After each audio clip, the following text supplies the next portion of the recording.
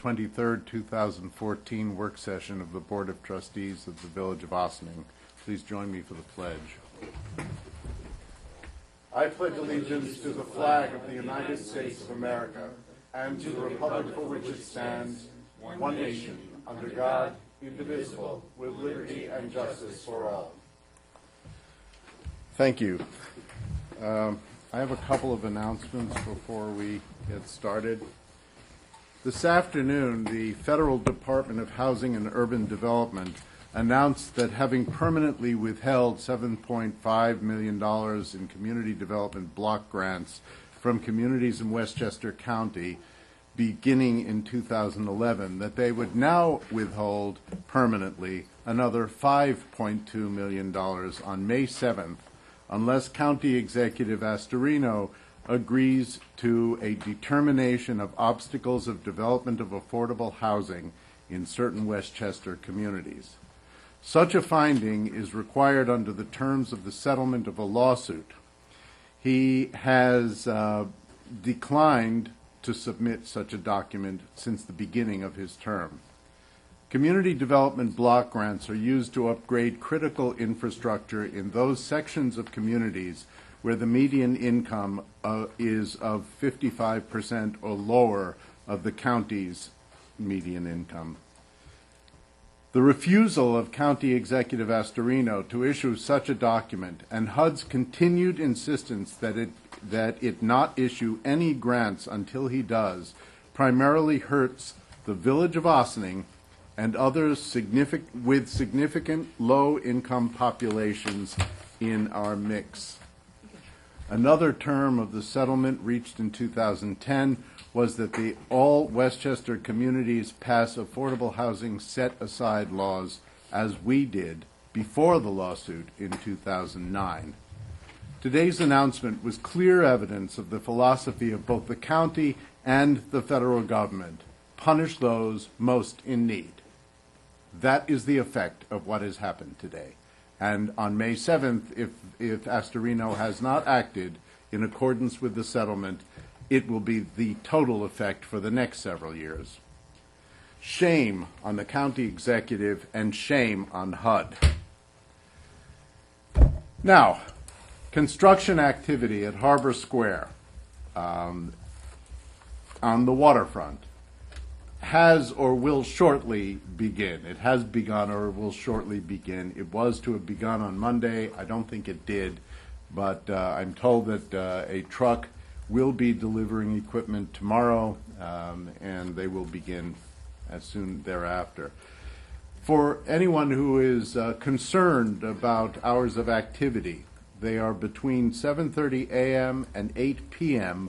on Monday through Friday, and 9 a.m. and 5 p.m. on Saturday. They are not allowed to do any construction on Sunday, and they're not allowed to work beyond those hours any other day. The Village of Ossining Water Department has begun its semi-annual hydrant flushing program. Remember, when your water turns dark, this is going to happen primarily between 10 p.m. and 6 a.m. in order to minimize disruption. It will take to the end of the first week in May, thereabouts, to complete.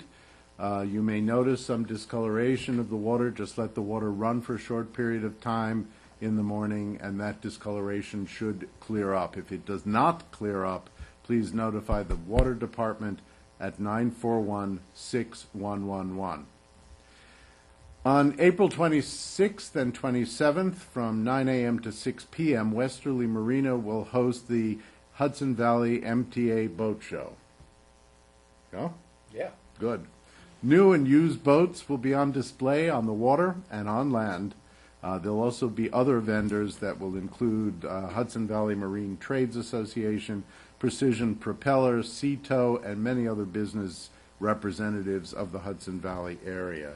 Is the auxiliary going to be there? Coast Guard will be there doing free vessel safety checks and giving boating safety information and hopefully signing people up to take boating safety courses. Good, thank you.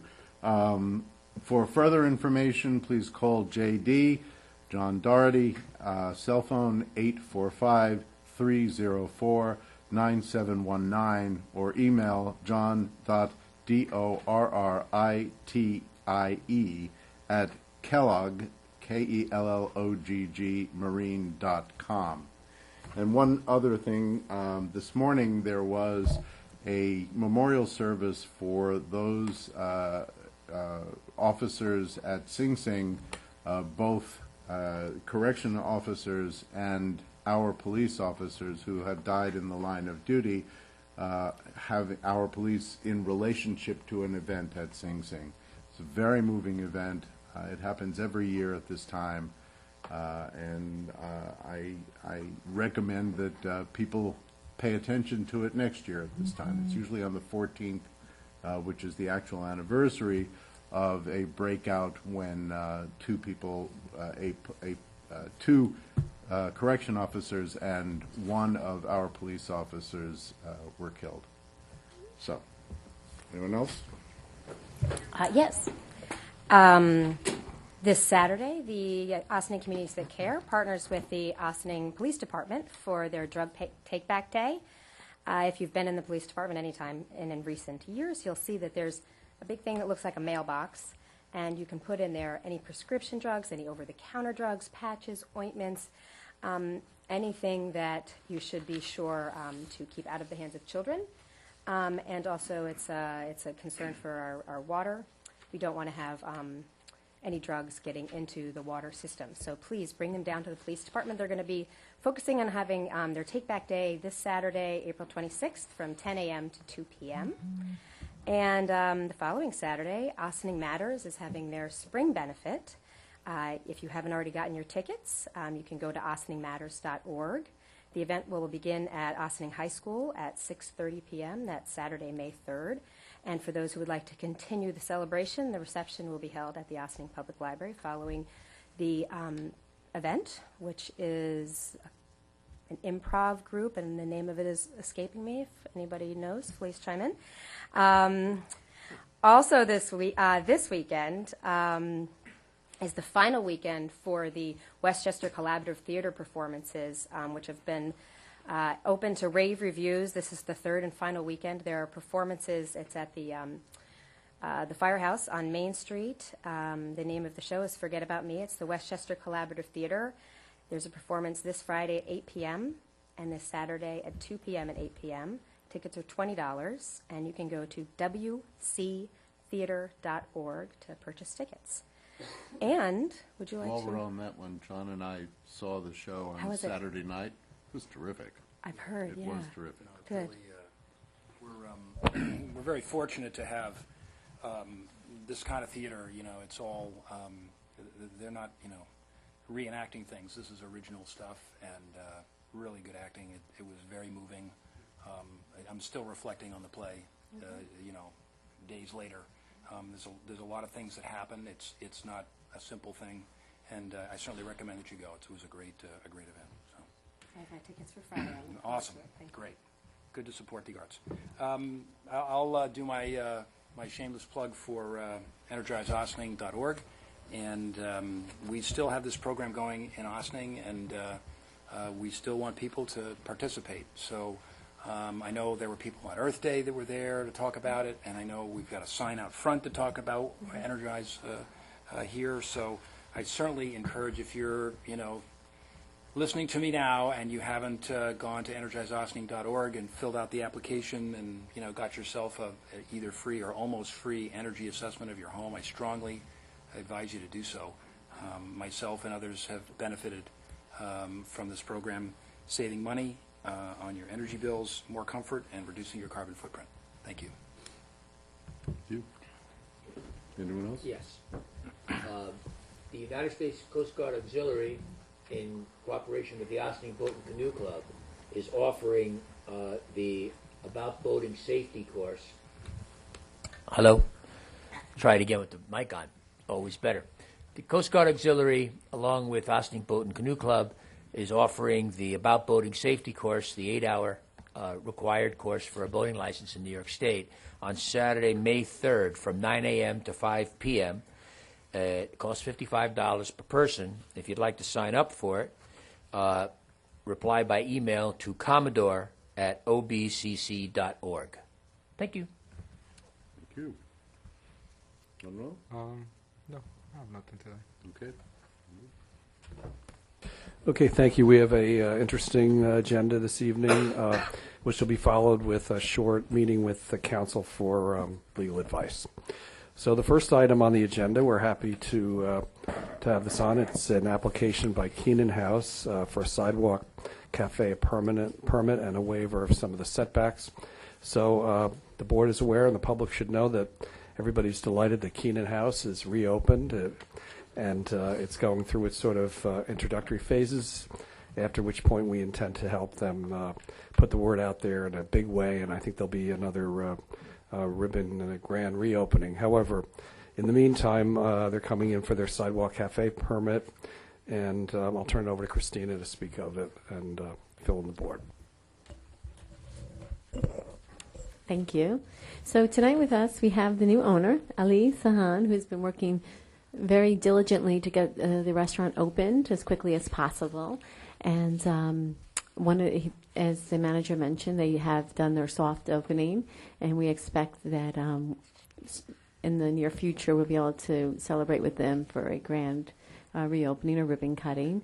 Tonight before you we have actually the Sidewalk Cafe waiver. They applied for the permit and the waiver because they knew that the didn't meet the requirements. And it's essentially the same as was requested last year. It's an annual permit, so it has to be renewed annually. And if there's any questions, the new owner is here and is happy to address those. Would you take the mic, please?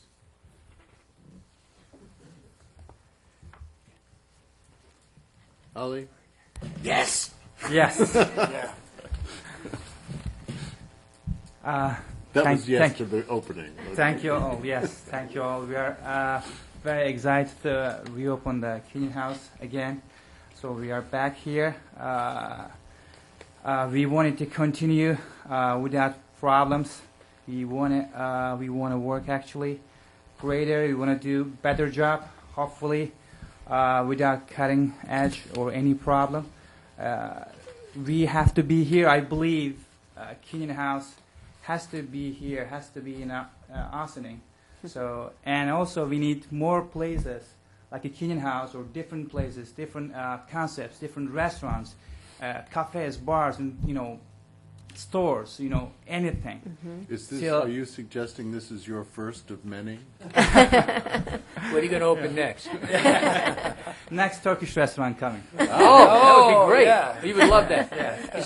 Is there anything different about the application this year as last year? You're changing anything? Is it the same as last year? Same as last year. I Okay. believe I heard from the previous owner, which is Stephen Vasio, informed me that I think he applied for the extended, sidewalk cafe, and a little bit, we had 5 tables, which is 10 tops before. I think another 2 or 4 tops.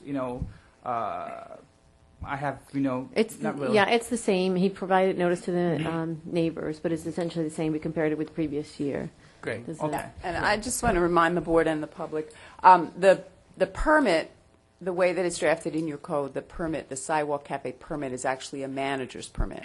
And since we knew ahead of time, based upon last year's application and the need for the waiver, that's why I suggested that Christina put it right on for the waiver, so that could be done simultaneously with issuing of the permit. What do you Because need we know from there's us? a tree well there, and there's a couple of signs and things that he'll need. What do you need from the board tonight?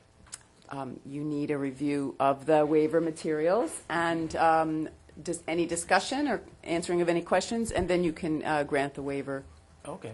or deny the waiver. And the waiver is because he's too close to the tree well? Correct. Yeah. And the signs. And And the those sign. are pre-existing, so Right. that was understood last year. And since this is an annual permit, he'll need to come in annually to So discuss every with year you. we have to say, oh yeah, the tree's still where it is, the sign's still where it is, and your cafe's still where it is, and it's all okay. It And it's good isn't to see. yeah, we can't assume that every year he'll apply for the sidewalk cafe permit. We hope he does, but Right. when he does, I will suggest that he come also, because it also requires some neighbor notification. So Right, we that's saw the that he did that. That's the essential part of it. So we need to make sure he's complied with that, and then you can move forward. Good. Do we need a motion to accept this or anything? I don't know believe, if I there's thought it any has to be questions. resolution, is it a resolution? Oh, I'm Oh, sorry, I It's thought it just a was. sense of the board. So So he's, it's- so that's it's a even bobblehead. better. So once you get the approval, he was, Ali's anxious to get those tables out. He was going to run out after the meeting the beginning of next month and start setting them up as soon as he got the, 9 o'clock at night. So now So we you just have. need to nod and smile, essentially. Yes. Yes. Any Anybody problems, not anybody? want to do this? I've already been able to enjoy Ali's, I guess you're calling it a soft opening. There are a big group of us there on Saturday. In fact, the restaurant was quite full, and I look Thank forward you. to eating outside the next lovely evening that you have. Thank All you. right, so you're all set to Good. set up the table. Thank you. Appreciate it. Thank Thank you. you. Thanks Thank for coming out tonight. Cross that off.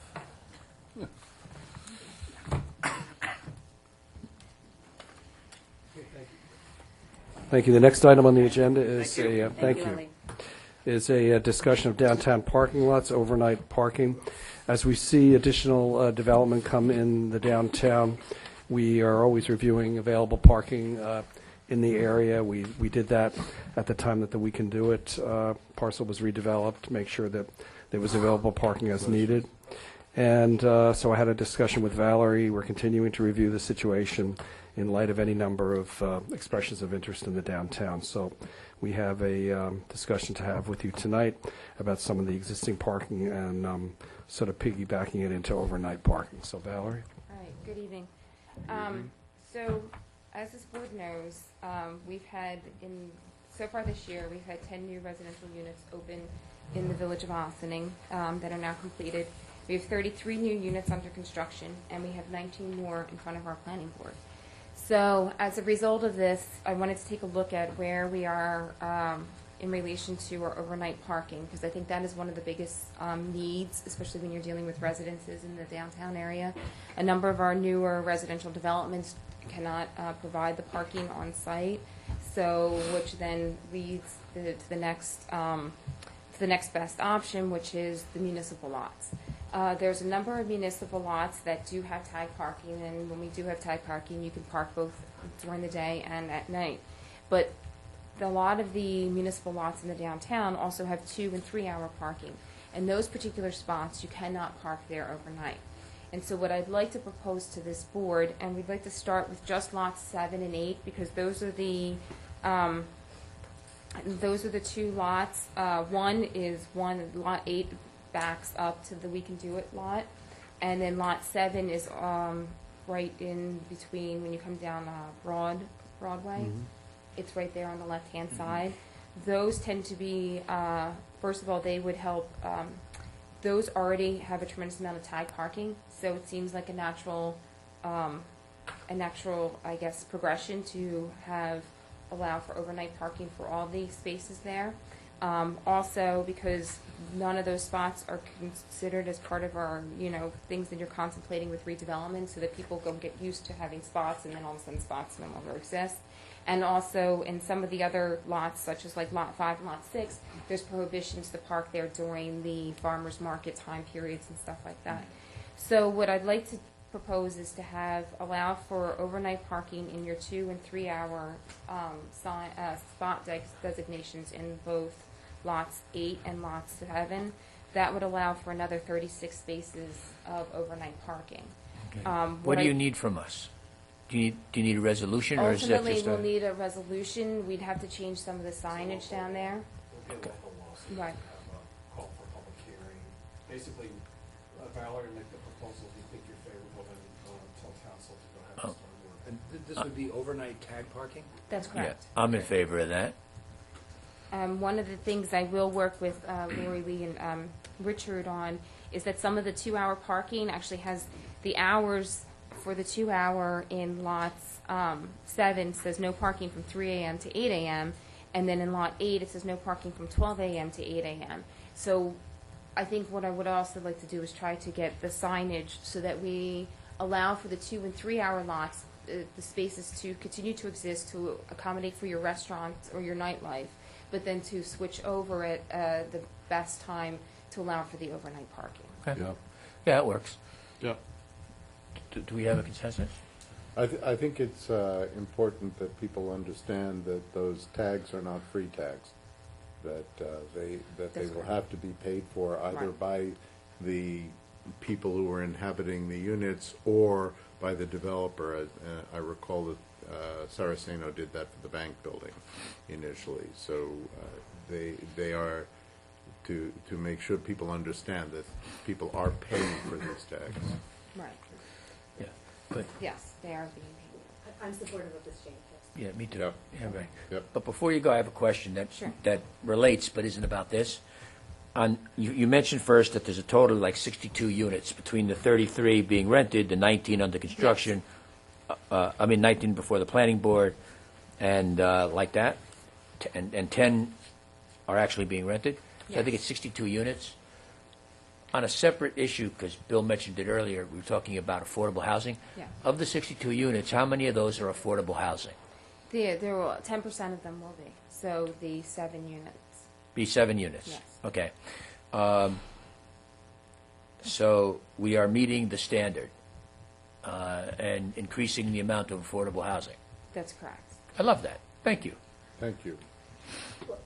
It's affordable housing at 80% of the median, or? Well, no, our Oh, law allows for no more than 80% of the median income, but each one of the developments, we work with the developer directly, and based upon their market rates, we suggest an affordable rate, and we come to terms. So they vary somewhere between 70% and 80%.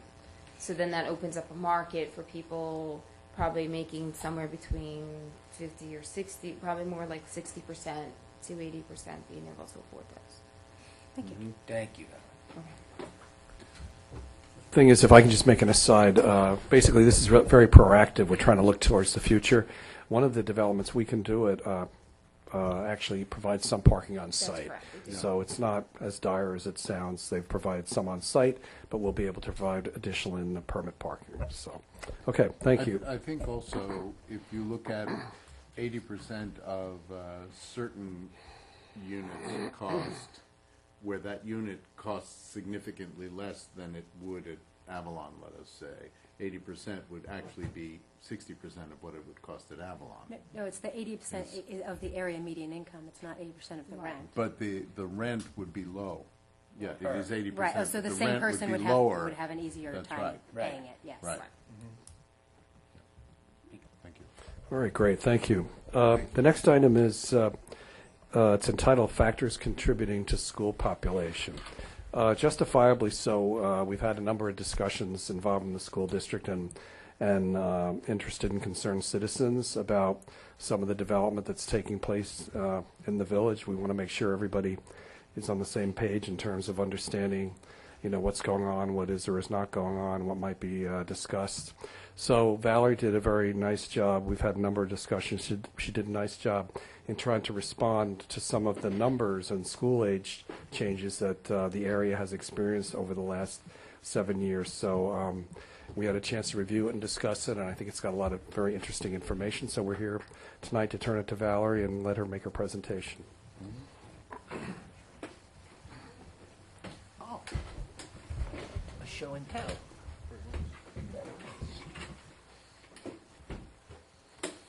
I didn't bring any popcorn. Oh, thanks. Yeah, good idea. Thank you.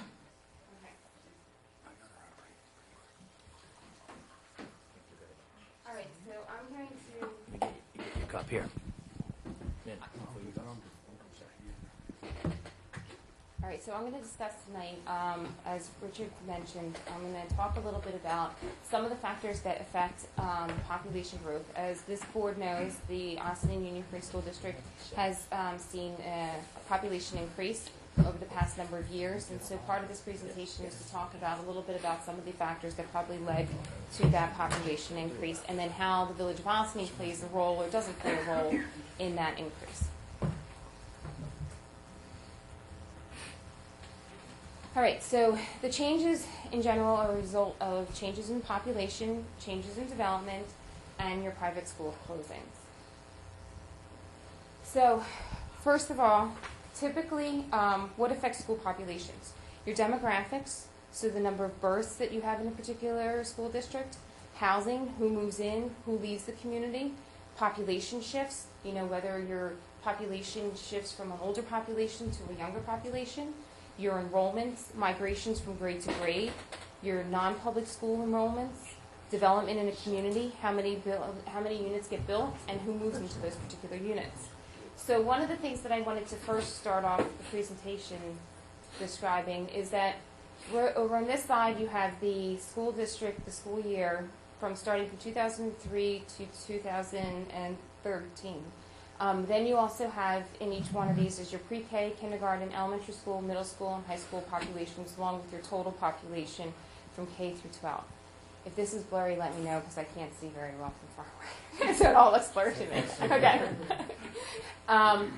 One of the things that I wanted to bring to your attention is that you actually saw a decrease in the Ossining School District population to about 2006 to 2007 school year, at which point your pre-K population actually increased slightly for that school year. When you do find is the K through 12 population actually started increasing in the 2007 to 2008 school year. Since that period of time to about 2013-2014 school year, you've had there's been an additional approximately 570 students in the Ossining School District. So, how did some of the population changes potentially affect the Ossining School District? Well, to start off with, I just wanted to highlight or just refresh everybody's memory as to where our Ossining School District boundaries are located. It clearly includes all the village of Ossining, the entire town of Ossining, parts of Briarcliff, Newcastle, and Yorktown. There's nobody in Mount Pleasant though, right? It's just pink No. over the line there. Okay. Yeah. There's not like one house there. Right. Yes, there's no Yeah, and reason, that one there's no house reason is for it to make responsible that for make sense for that. One house. So this is a diagram of the Ossining School District population. So this is the people that live within the boundary of the Ossining School District. And what you'll see here is, again, this is the number of persons, and then this is the school year. What you'll see is that there was an increase from 2000 to 2012, about 1,636 people living within the school district. The village of Ossining portion of that population increase was actually approximately, this is based on census data, 1,216 persons. So the village of Ossining was responsible for 75% of that population increase within the school district. However, we are not responsible for the entire population increase within that school district. 25% was actually outside of the village of Ossining boundaries.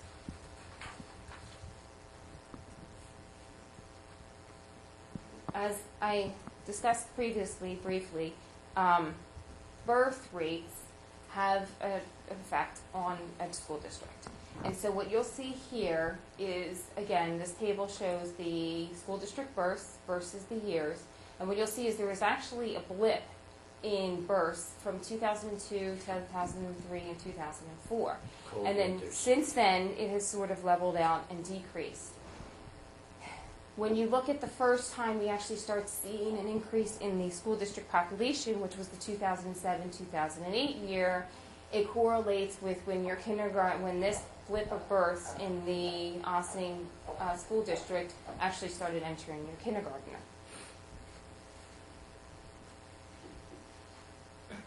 Now, how did the village of Ossining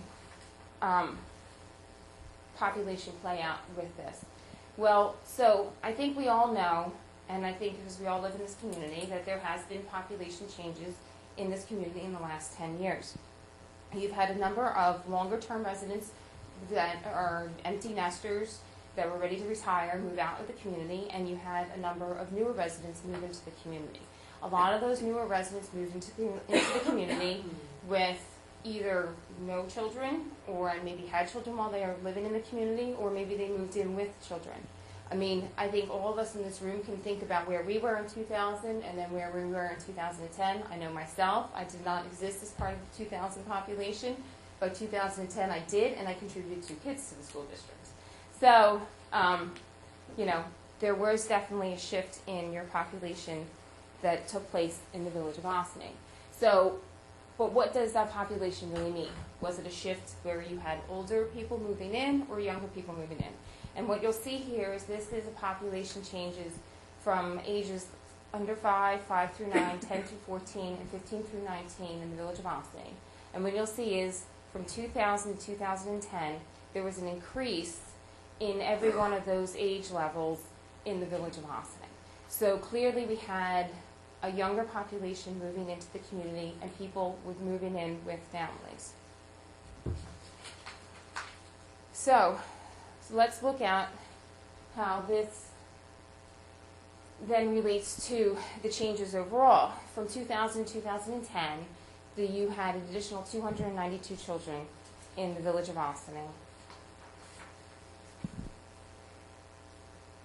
So, let's take a look at how that relates to the village's current housing stock. So, to start off with, we have 8,913 total housing units in the village. 3.5% of those units are studios, 22% are one-bedrooms, 31.9% are two-bedrooms, 26.9% are three-bedrooms, and 15.6% are 4 or more bedrooms. So 43% of our housing stock is 3+ bedrooms. However, this is not just, I just want to make note that even though it shows that we do have a tremendous amount of 3+ bedrooms, this is pretty typical for most of the communities. I even ran numbers on the 10562 area code, which includes both the village and the town. And there was 11,000 housing units, and 80% of those are 2 bedrooms plus, and 50% are 3 bedrooms plus. So our current housing stock in general, in just the village and then also, in the school district, is that you do have the current housing stock to easily accommodate families. So when you start looking at the actual household sizes, because that also helps identify where you might see additional families. So what you'll find here is that, again, this is the household sizes, 1 person through 7+, and then you have the number of households in 2000 and the number of households in 2010. And what you'll see is that the actual 1 and 2 person households actually decreased from 2000 to 2010, but your 3+ households all increased from 2000 to 2010. So what you start seeing in the numbers is that there was actually larger households, which are indicative of having more families into a community. One of the other things that I was able to cull from the data is that 250 housing units in the village of Ossining that didn't have kids before now have them. So you're not necessarily looking at an area where you can say, oh, it's 10 houses that have, are contributing all the kids. It's really 250 new units that didn't have kids before now have families in them. Are they new units or old units that existed meaning before? Units, right, existing units that did not have children before. Maybe they were just a couple, 1 person, 2 person, but now they have children in those particular units. Comparing 2000 to 2010. That's correct. Also, one of the other things that and that 250 units is only a 3% increase since 2000. So it's not a lot that can actually trigger. You don't need a tremendous increase in order to start getting those numbers where you start seeing, because we had a difference of a total of 570 students, so 250 more unit. That's, doesn't take much to get to those numbers. So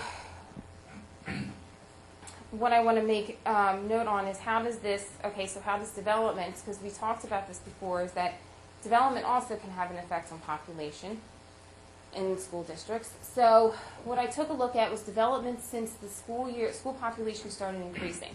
And I went back to 2006, 2007, because that's technically where the pre-K bump occurred. But then 2007, 2008 was the K through 12 bump. And what you'll see here is that we've had These are the developments that took place, and then these are the dates the construction was completed, and then these are the projected school kids. So out of the development that has taken place and was completed till the 2013-2014 school year, we have a total of projected 33 school kids from the developments that has occurred so far in the village of Ossining. One of the reasons for that is that you're looking at, we had 115 units built, but 69 were one bedrooms, 44 were two bedrooms, and only 2 of those units were 3-bedroom units. What you'll find is that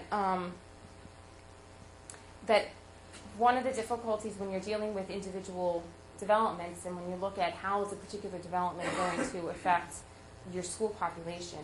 So, for example, in the previous slide, let's just say you have 6 kids here.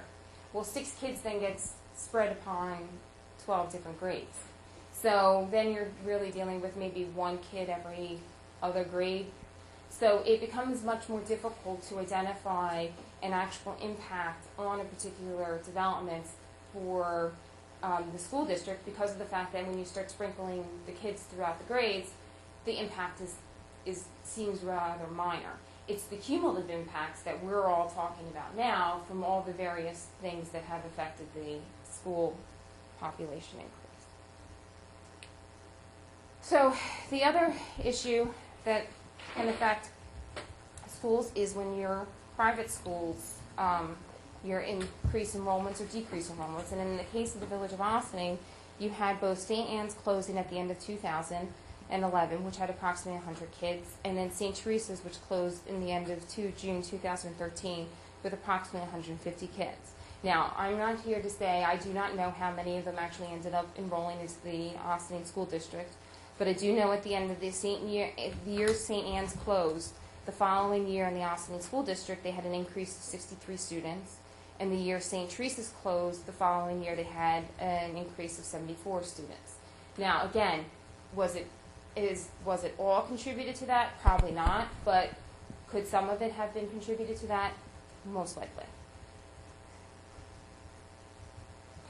So let's talk about our current development that we have in the village and how is our current development potentially affecting the schools. So what I have here is all the current development that is actually under construction.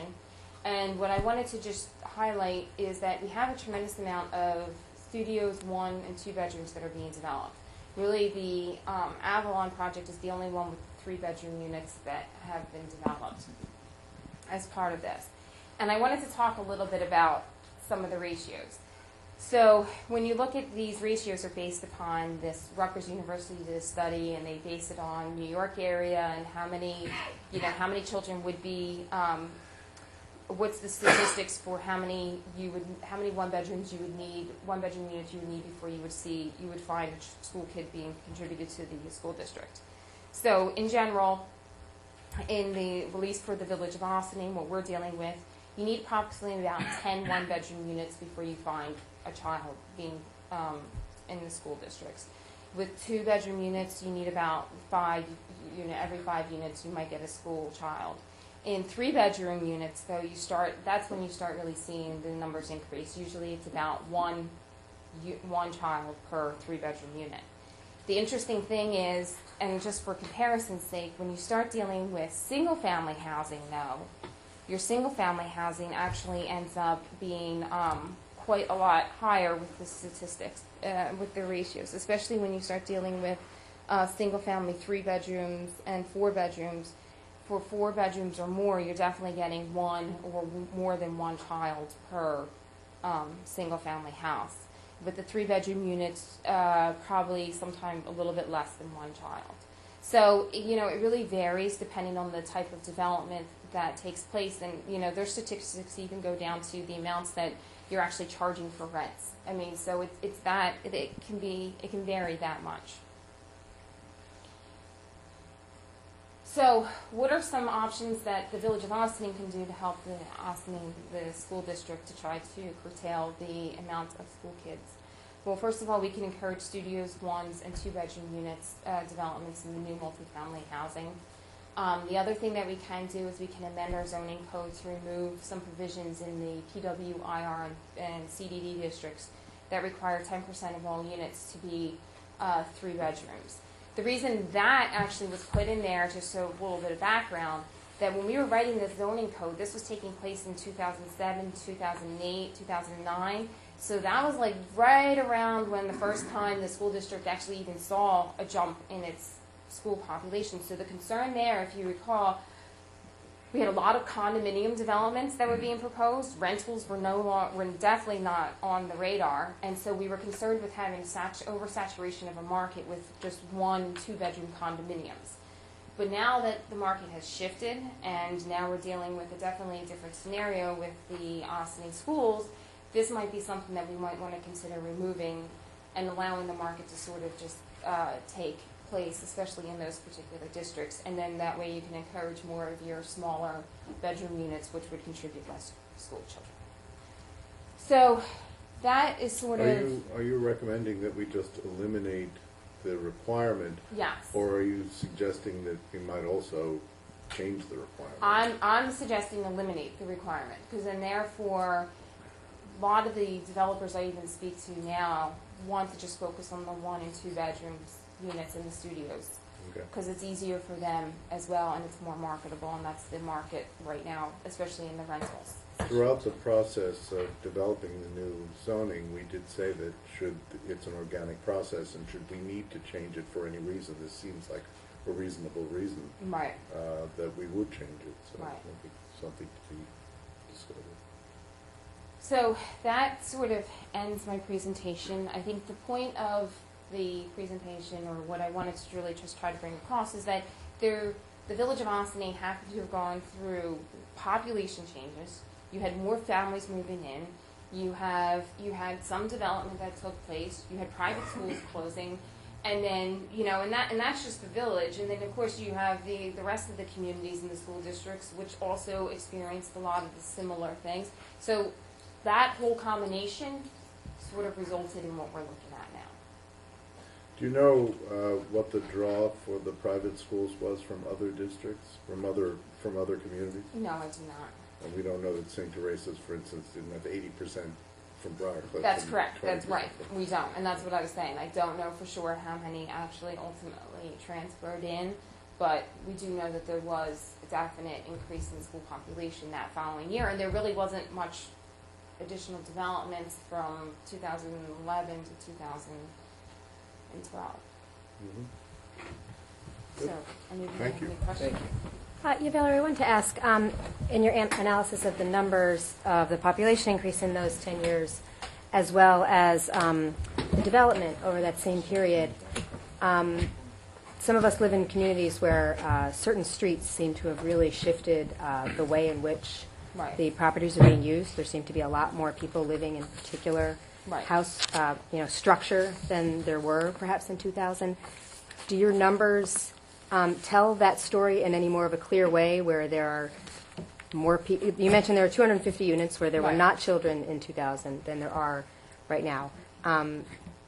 Do you have any more insight from the analysis You done? could, right, I would have to go through the census tracts and compare census tracts from like 2000 to 2010 to see which ones, and those would be in the small areas of like where you're dealing with individual streets or groups of streets, where you would see maybe an uptick in some of the population.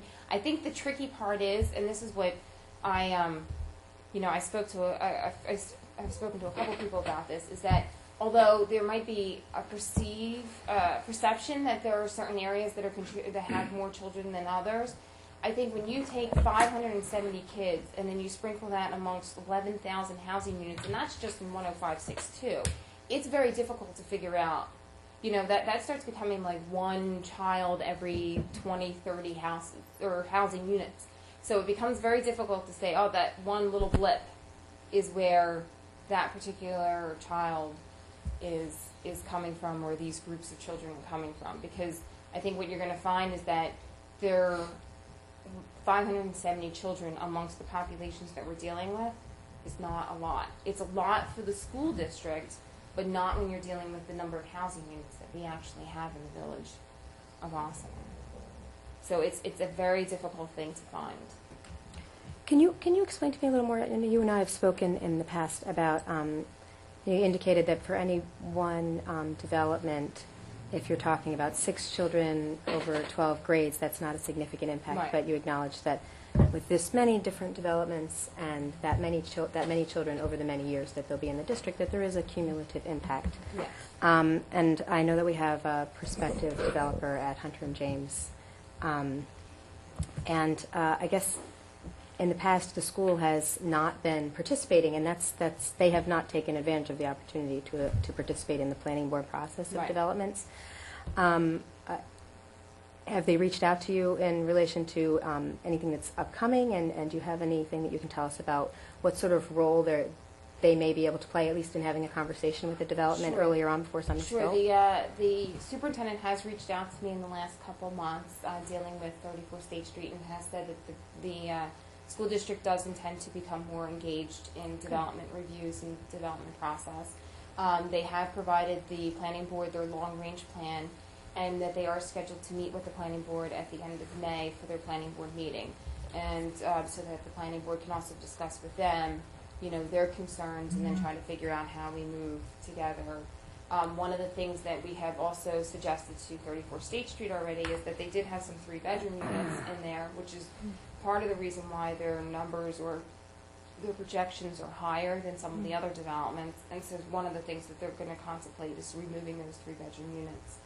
And so that therefore there's just more 1- and 2-bedroom units, and your overall school children projections decrease. Okay, great. So that it sounds like the planning board meeting, it's like the 3rd Tuesday in May. Is that It's when the that? 4th Tuesday. The 4th Tuesday in May. Yes. Okay, thanks.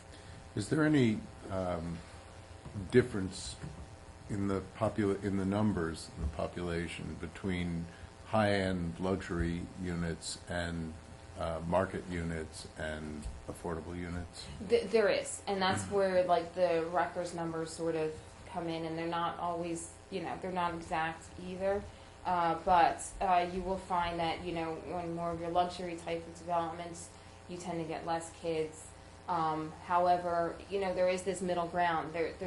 For the middle class, there tends to be a peak, because then sometimes when you start getting much more low income, then you have less kids too, because you just can't afford the children.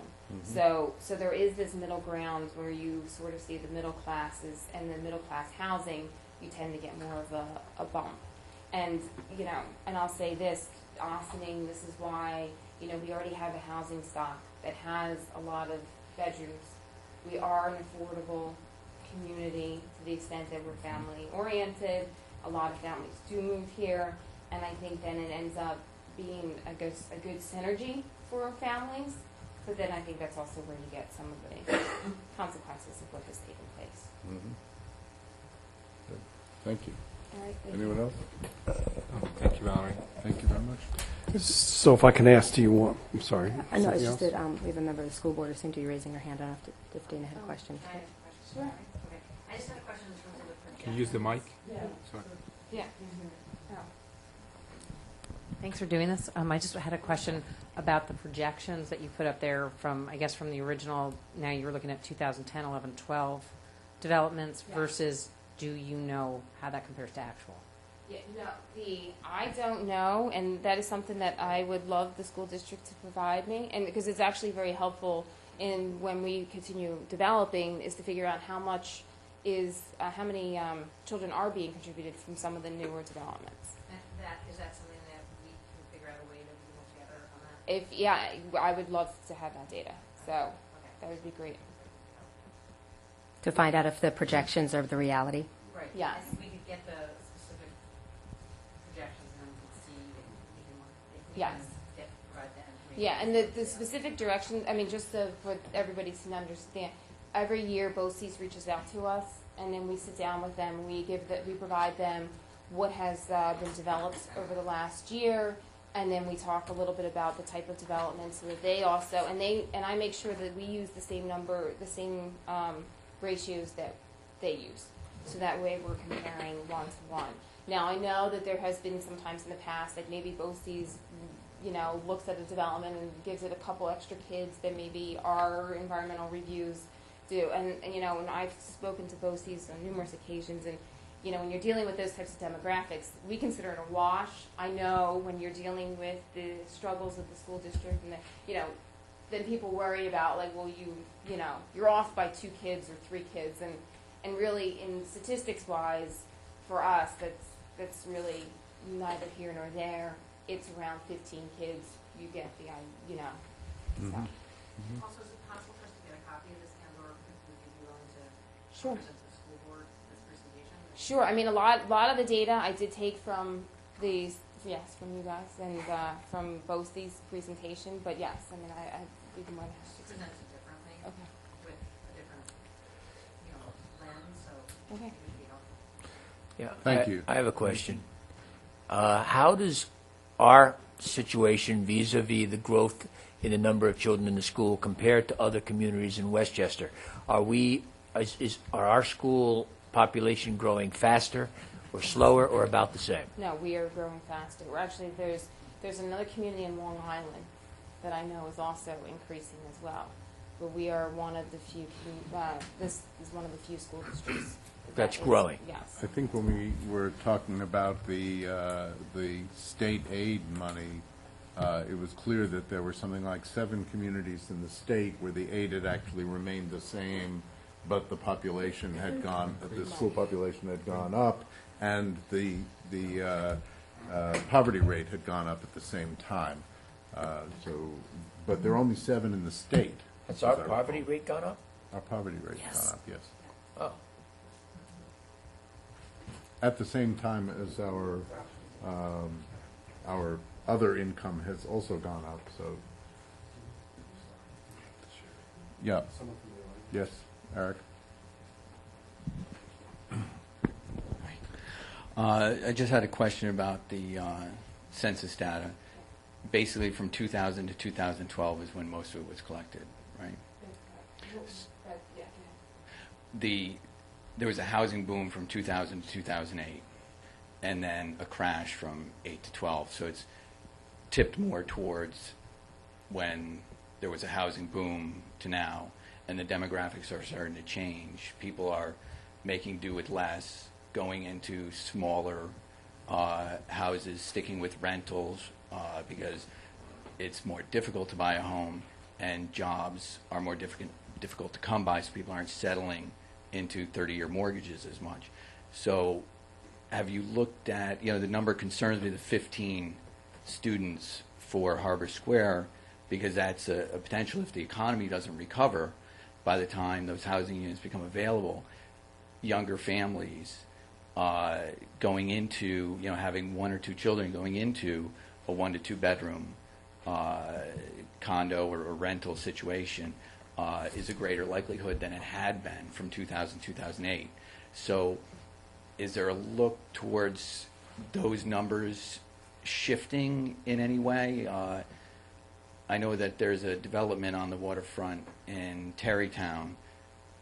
Have you looked into how many families are living in that scenario? Because I assume it's going to be similar to Harbor Square. Well, the development in Terrytown is actually condominiums, so it's a very different scenario. But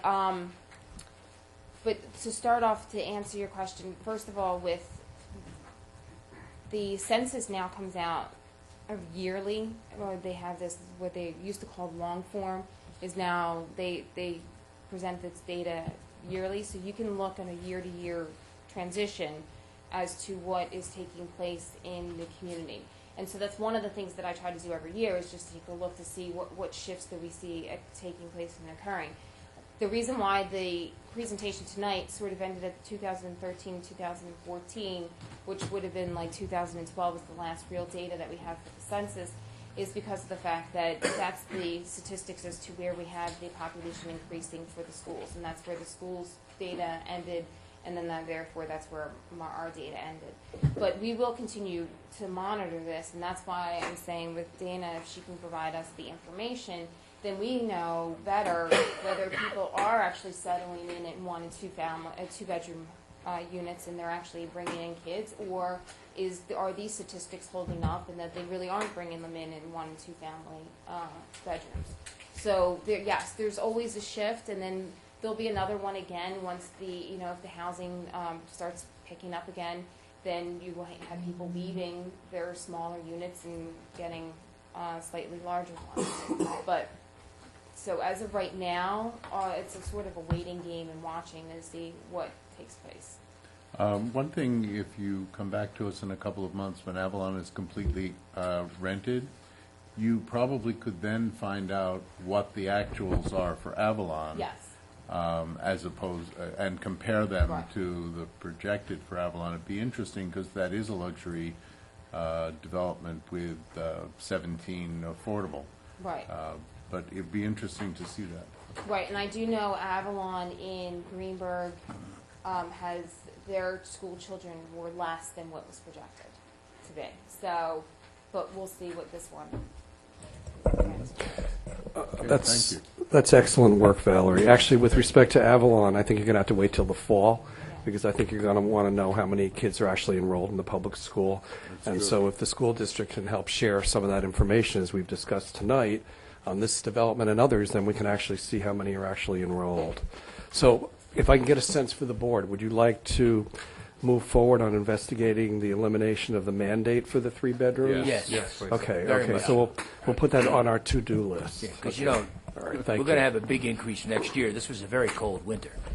Okay, then. I won't ask you to explain.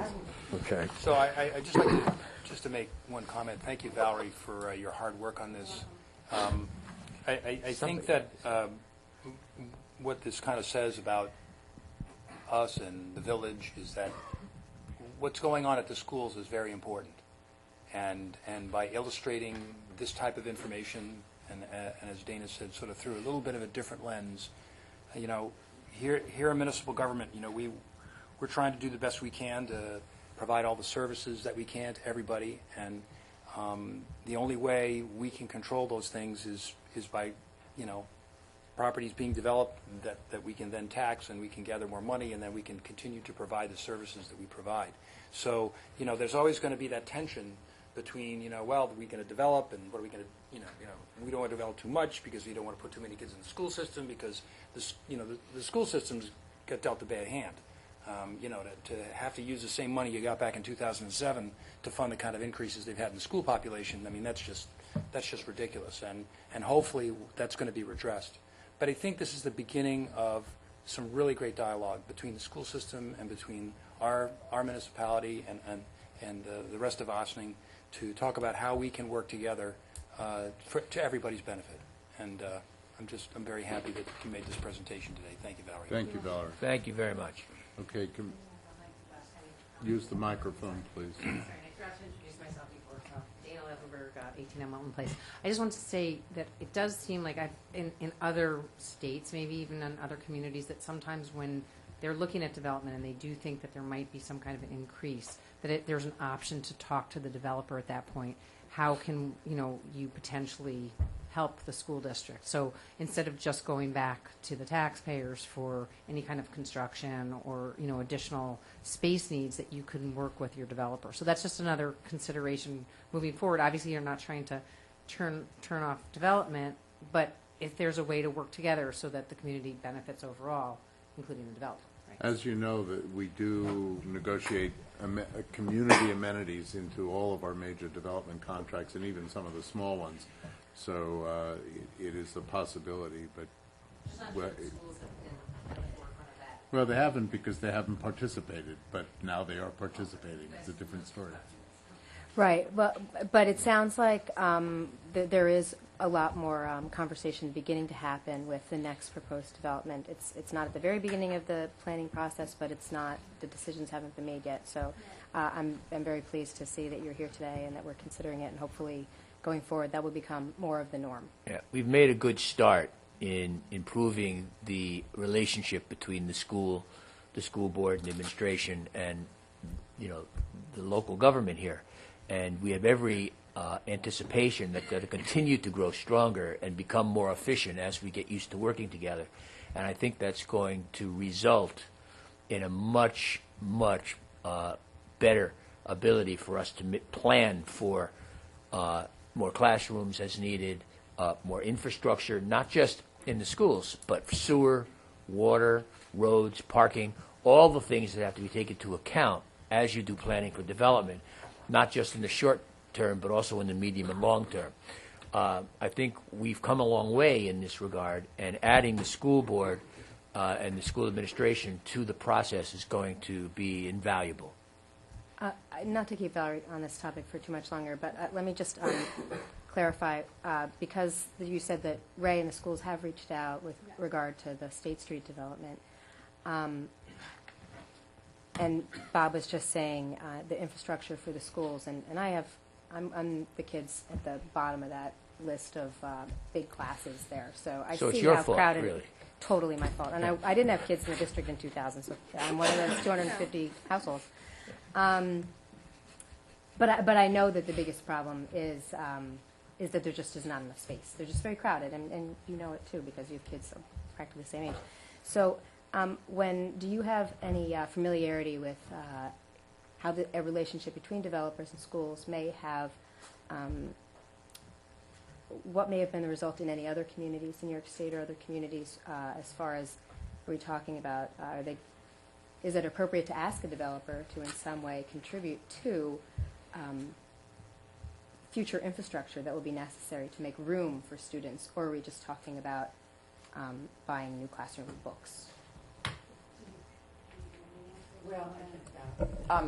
There's a whole line of cases that talks about that there has to be a direct nexus between the impact, which is identified, and the exaction. So there have been circumstances where the nexus has been sufficiently justifiable, and developers have been asked to participate in any number.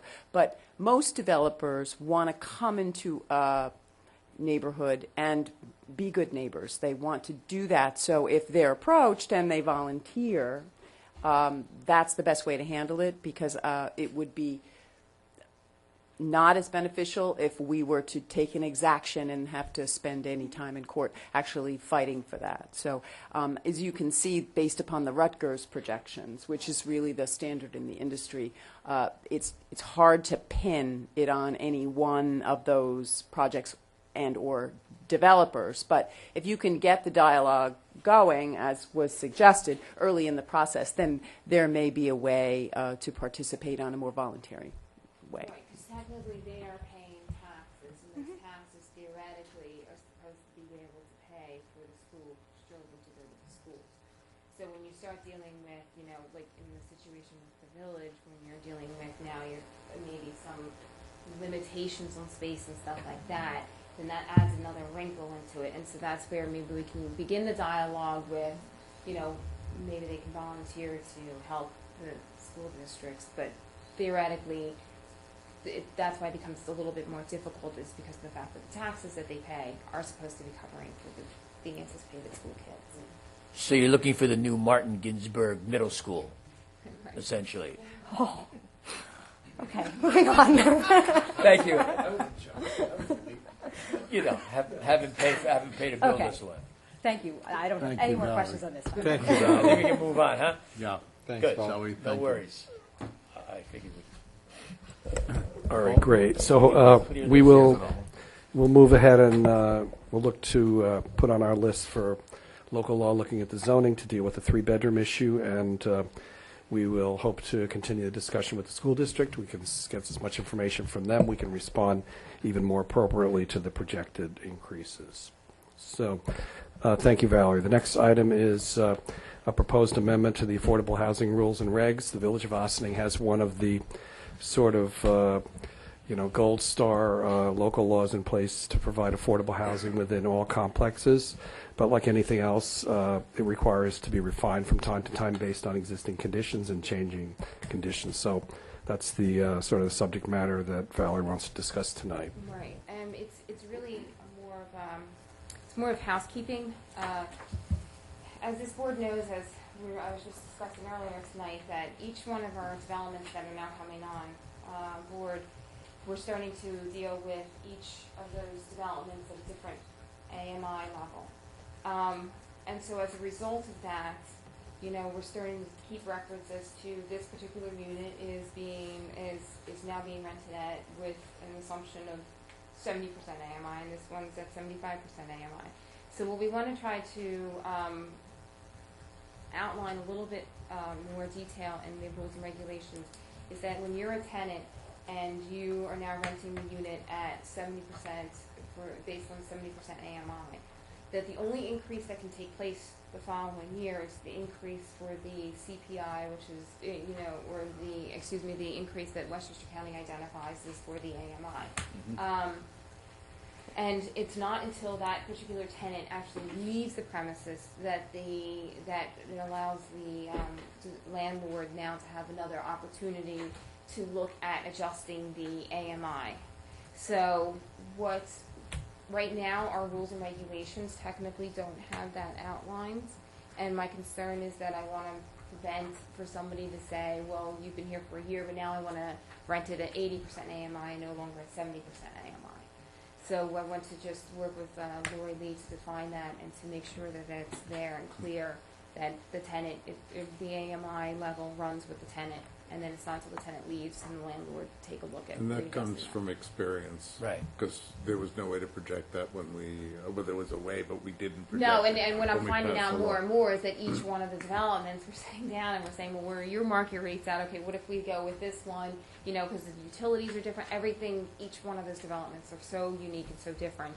Yeah. And then some we're actually advertising for a little bit. If we don't get a lot of applicants, then the landlords are actually considering reducing the amounts even more. So that's how it's been sort of So are we creating guidance here, or are we creating It's framework, or what are we? It would just be language going into the rules and regulations that specifically says that that once a tenant no longer occupies an apartment, that There's a revisit, obviously. Yeah, it's just it's an amendment to the existing rules and regs. It But doesn't also- start from scratch. Yeah. It'll also protect tenants that move in That's at correct. 70%. Correct. From the landlord coming back the next year and saying, by the way, now it's 80%. That's Bam, correct. 10% increase. Right. So it protects the landlord by allowing him to revisit it every time the apartment turns over, and protects the tenant Right. from having their rent unfairly increased. Right. I think this is a good thing for us to do, and it feeds right into the whole purpose of affordable housing. Sure. Yeah. So you're going to have it by this evening's executive session? Oh, good. Okay, so Right, Lori was away for a few days, right, and so I didn't get a chance to finalize language with her, so I didn't want to, but that's Good. just the general concept. Good, thank you, that's good. thanks, that's really good.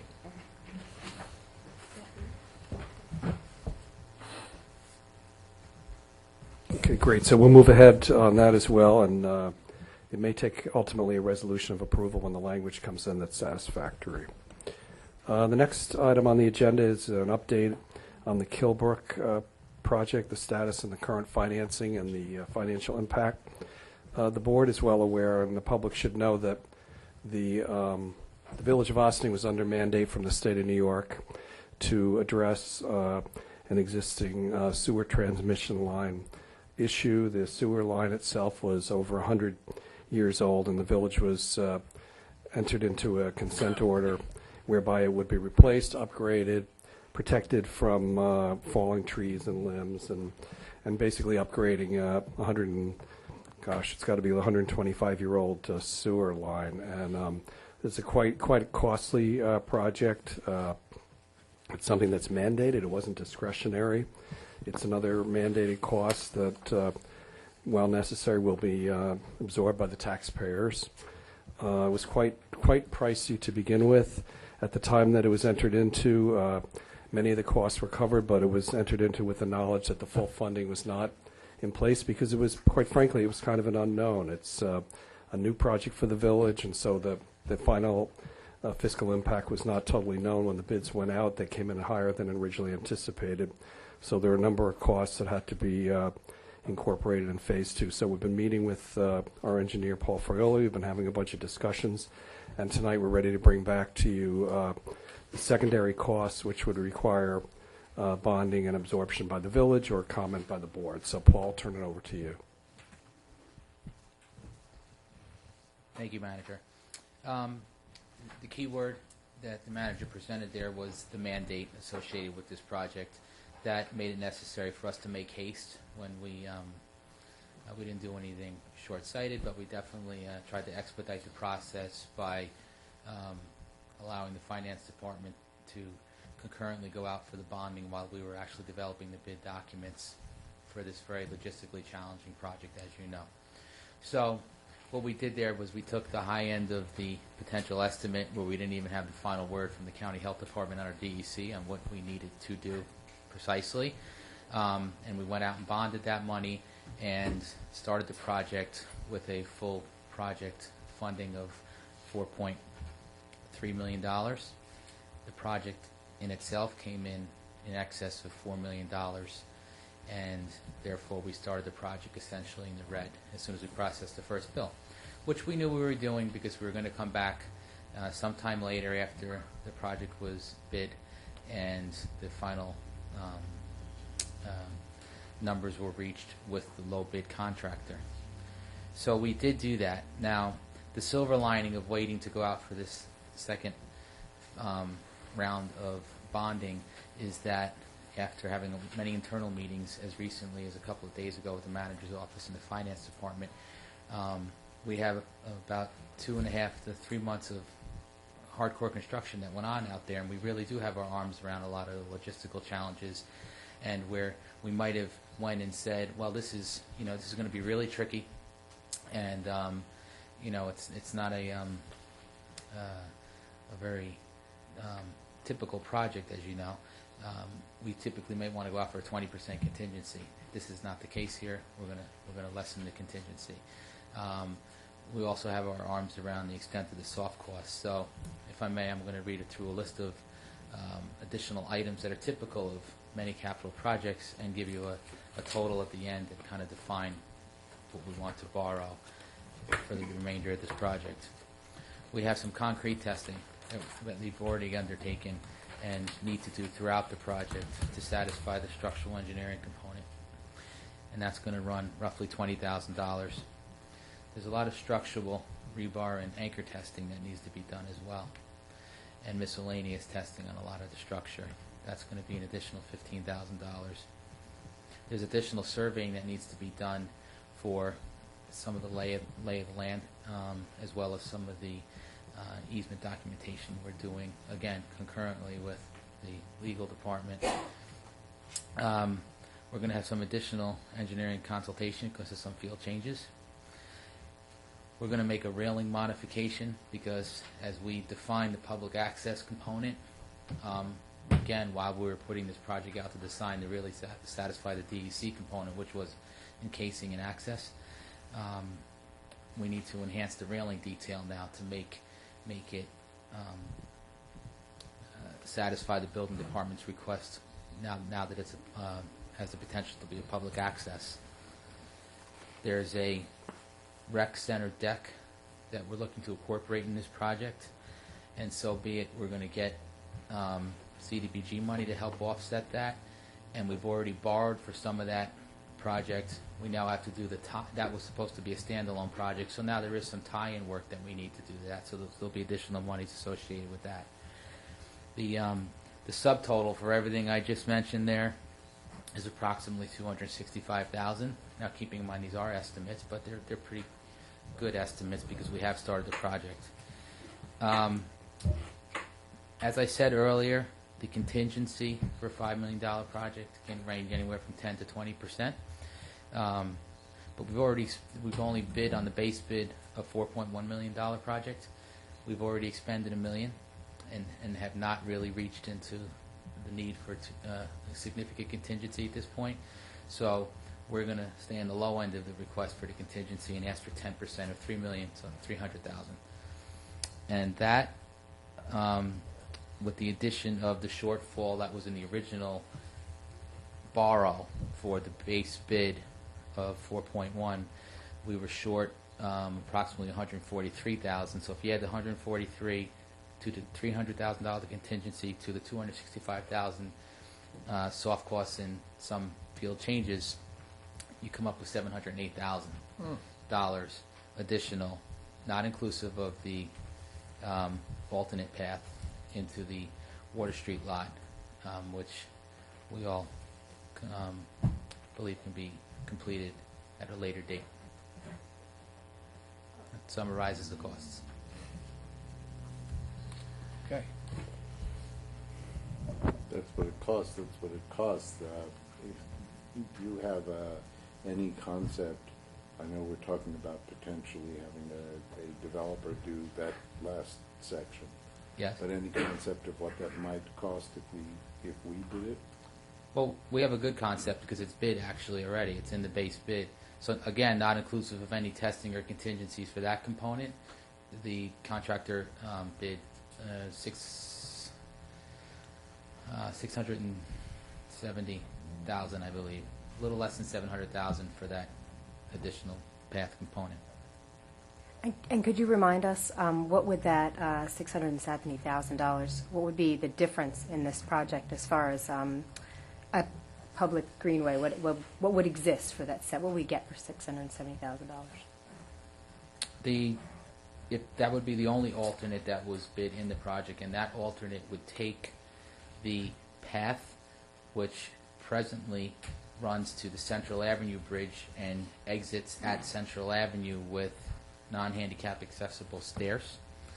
It would take that path and branch off, still have the stairs, but then the path would continue. It would go underneath the Central Avenue Bridge and come out and cross back over the creek with the second bridge structure and discharge out into the north side of the Water Street parcel, north of the Kilbrook.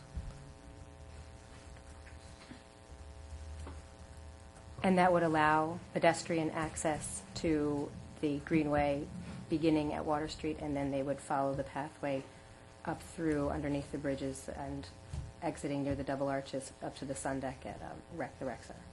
Correct. Actually, the switchback at the rec center discharges in the parking lot, and then we're going to tie into the path that's in the natatorium addition now, and again into what's going to be an enhanced corner of the building there because it's a little narrow now, and do a concrete patio with the necessary retaining details for Henry to have a sun deck. And if we, you said that we all agreed that the extension to Water Street could be done at a later date. I've seen the infrastructure that's been put in place to be able to get this project where it needs to be for the DEC compliance, and as we're looking at it now, allowing for public access from the rec center to Central Avenue. And you built a road where there was once a creek. You've put temporary dams and you've literally moved water to be able to do this. How much of that would be necessary to reconstruct in order to do the extension of this path? Because there's been a lot that's been done. So I'm just wondering, that $670,000 that we're looking at right now to continue from Central Avenue to Water Street, if a developer came in and said, "Oh, well, I'll just do it. I'll give you $670,000, and now I'll do it," would they be starting at the same place, or would they need to reinstitute some of the infrastructure that you've already have that's already down there? Well, ultimately, I'm not sure I understand if you want a financial answer or a logistics answer. Financially, if this was part of a site plan approval, there would be limited, if any, cost to the village. I'm saying for a Yeah. developer. If a developer comes in and they say, "Oh, you got this plan for $670,000, I'll just do that." Can they just do that, or do they need to also reconstruct some of what you already have in place? Well, there would be some level of mobilization that they would have to re-implement. I mean, we do have an economy of scale now because they are mobilized to do it. But again, to develop a site of Water Street, there would be a level of mobilization there as well. In 3 or 4 years from now, the pricing may be very different anyway. Yeah, could be. It won't go down, though. It won't go down, but 670 may not make it, so.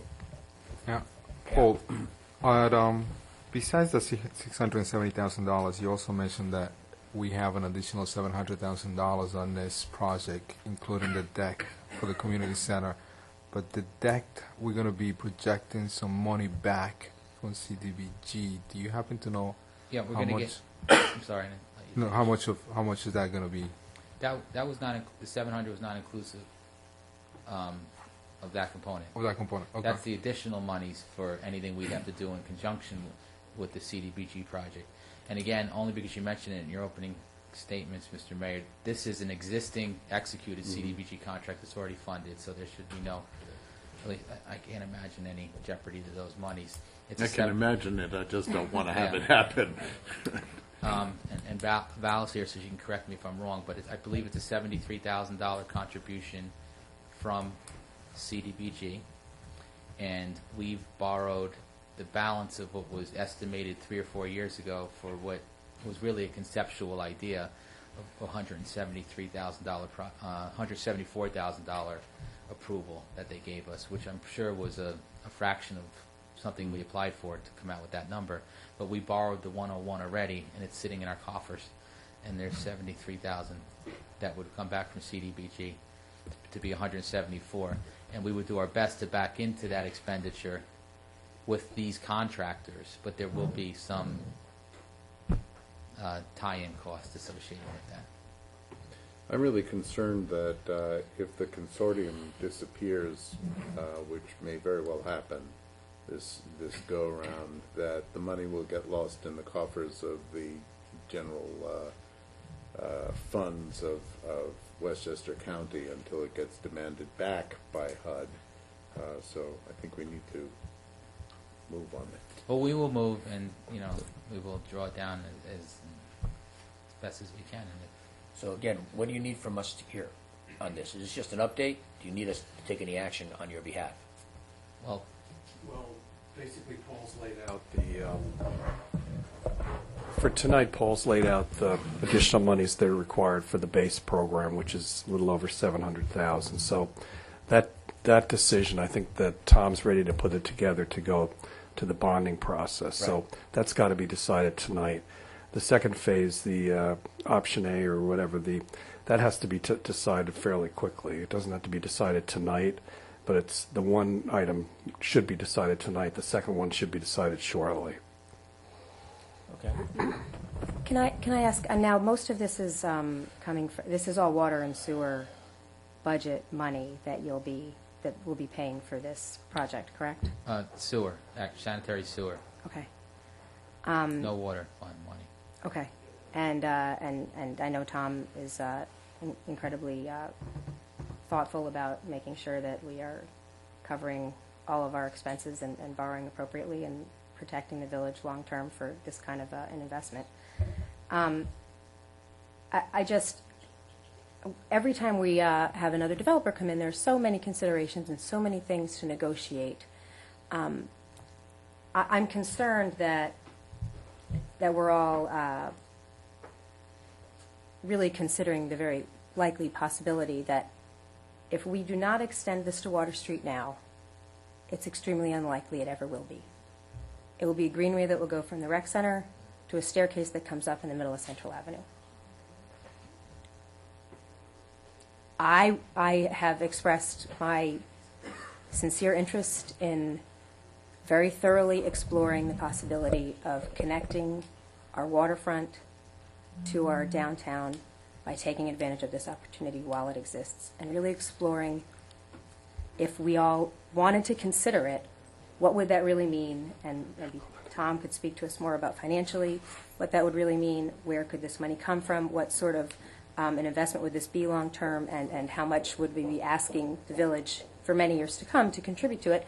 And is it worth it? Is it a worthwhile connection of our waterfront and our downtown? Because right now, an ADA accessible pathway that leads to a staircase that gets up in the middle of Central Avenue is far less appealing than something that continues all the way down to Water Street. Tom?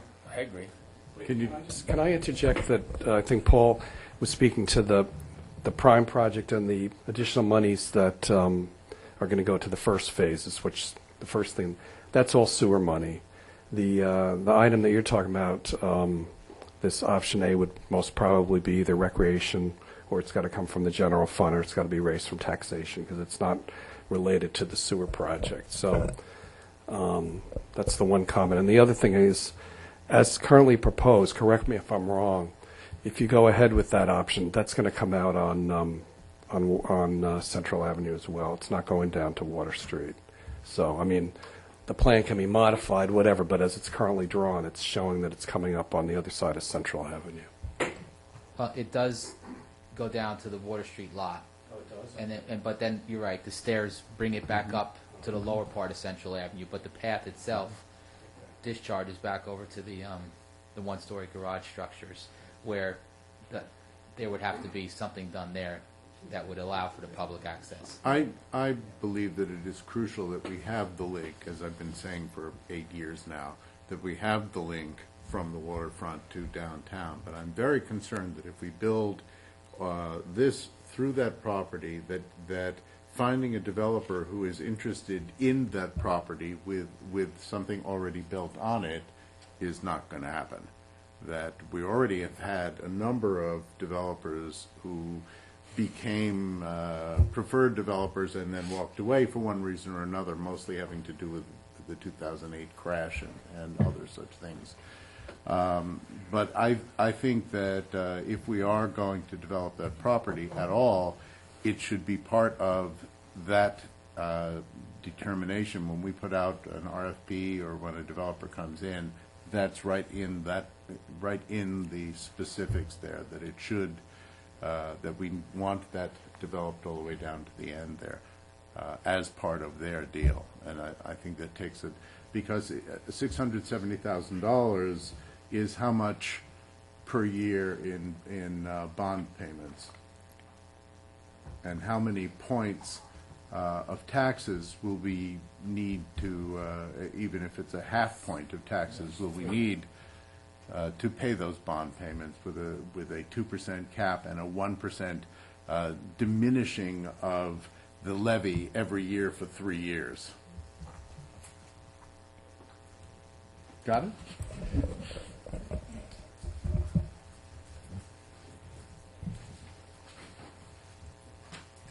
Good evening, Mayor and members of the Board of Trustees.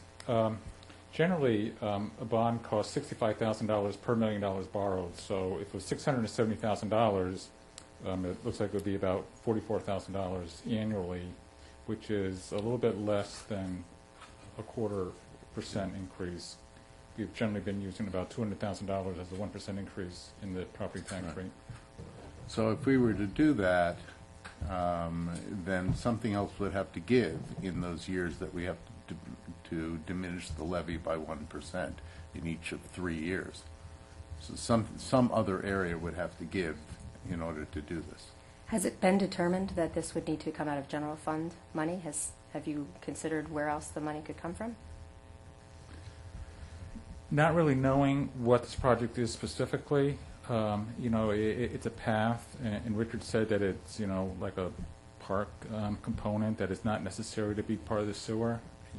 If you could argue that it's necessary for part of the inspection, maybe some of it could be sewer, but right now there's the access for the sewer inspection, which I think was the primary reason for the stairs, was to have access to maintain the sewer line. So. What might be most helpful, Paul? Could you have any idea when a decision needs to be reached on this aspect? Why don't we see if we can have that, and then we know what kind of window we have a chance to talk about it. And meanwhile, we can ask Tom to go at funding sources. Identify different available funding sources, and then you can decide if it's something you want to do or not. But because it seems like right now, thank you. It seems like Paul's looking for the kind of the green light to get done what we've kind of already. We're finishing what we've already decided we're going to do. We've got this other element that we don't need to talk about right now. I mean, based on what you're saying, Paul, I mean, I would support the additional financing that you need to complete the project as you discussed, and then we can talk about the extended portion of this at our next work session. I would just want to make sure that we do have time to further discuss this. I mean, I have some certain opinions on this, but I'm not going to extend this portion of the meeting to discuss that now. So, yeah, I agree with John. It is. There is a pretty tight calendar associated with the DEC consent order. Well, and, yeah, I'm just saying, like, let's So move on. We got to get this if done. we could This is regular. compartmentalize it and prepare for a more comprehensive look at the option A and the ramifications to the Water Street property, which has existing structures on it, and a prohibition against public access as a result of the storm damage down there, too. So I want to sort of look at it comprehensively so we know what we're getting into. But So, Paul, when will be the deadline that we'll have to give you an answer for this? For A. For option to end up on Water Street and back to Central. I actually have another project meeting Friday. We meet all the time. I have not got a specific request from the contractor to say I need to know by this date. He just asks me every time I see him, are we building the alternate? I will tell you that based on the progress, I'm going to project that within a month's time, he's going to say, are we doing it or not? I need to know. So we have time for the next meeting then. I'll work with that, and you know, maybe I'll even interject things like some component of that, so you can satisfy. Okay, great, thank you. The next item is a discussion on periodically the village, or say routinely the village, does cement mortar relining and replacement of water mains. It's part of the program to keep the water flowing and the pipes safe and available for use by the public and otherwise. And so at this point, we're prepared to advertise for bids to go on with the next phase of that cement program. So Paul, if you want to describe. Okay. Just a little background, as the manager said, this is a capital project maintenance program that this is really the third time that we've undertaken this in the last 10 years. And I think they did a major one maybe 15 years ago. There's a pretty significant expenditure of about $4 million. We did a $2 million one about 6 years ago. We did a $1.5 million a couple of years ago on this board. And now we're looking to go out to bid out of the water fund for $2.6 million approximately. I was discussing with Andy prior to this meeting. If you saw the list of the streets that are included in this capital project, if this was completed, where would we be with as far as lining the system in the last 20 years? And we'd probably be at about 75 to 80% of the entire system. That's great. I know there are some very significant compromised water mains on this particular list, particularly in the southwestern portion of the village and down around like Secor actually has a main replacement because it's really not lineable. Our candidate for lining, Hunter Street, again, where we have a slated development. So for the public, basically what this is it's an in situ remediation, or it's not a remediation, wrong word. It's an in situ process that basically cleans and then lines with a cementitious coating and gives a structural component and a increases the diameter of the pipe, which does twofold. Really, it does significant increase to the water quality, and it also increases fire flow and pressure at the hydrants. And I can tell you that we have some pretty good baseline data in our distribution system, and in areas where we've done these projects in the past, fire hydrant flow has increased from 200 to 300 up to 8 to 1,000 gallons per minute, which is, you know, Substantial. which does a which This is is the what the kind fire of department wants. This is the kind of infrastructure project that we talk about that is necessary for us to have sustainable development. If we don't do this kind of work on a regular basis, as has been being done, we end up with water main breaks. We end up with chunks of your yard going down the hill to the river. We saw that on Hunter Street a couple of years ago. And this kind of preventative maintenance, while expensive, is a lot cheaper than the expense of doing it in an emergency situation and all of the additional repairs that have to be done from the damage that those water main breaks cause.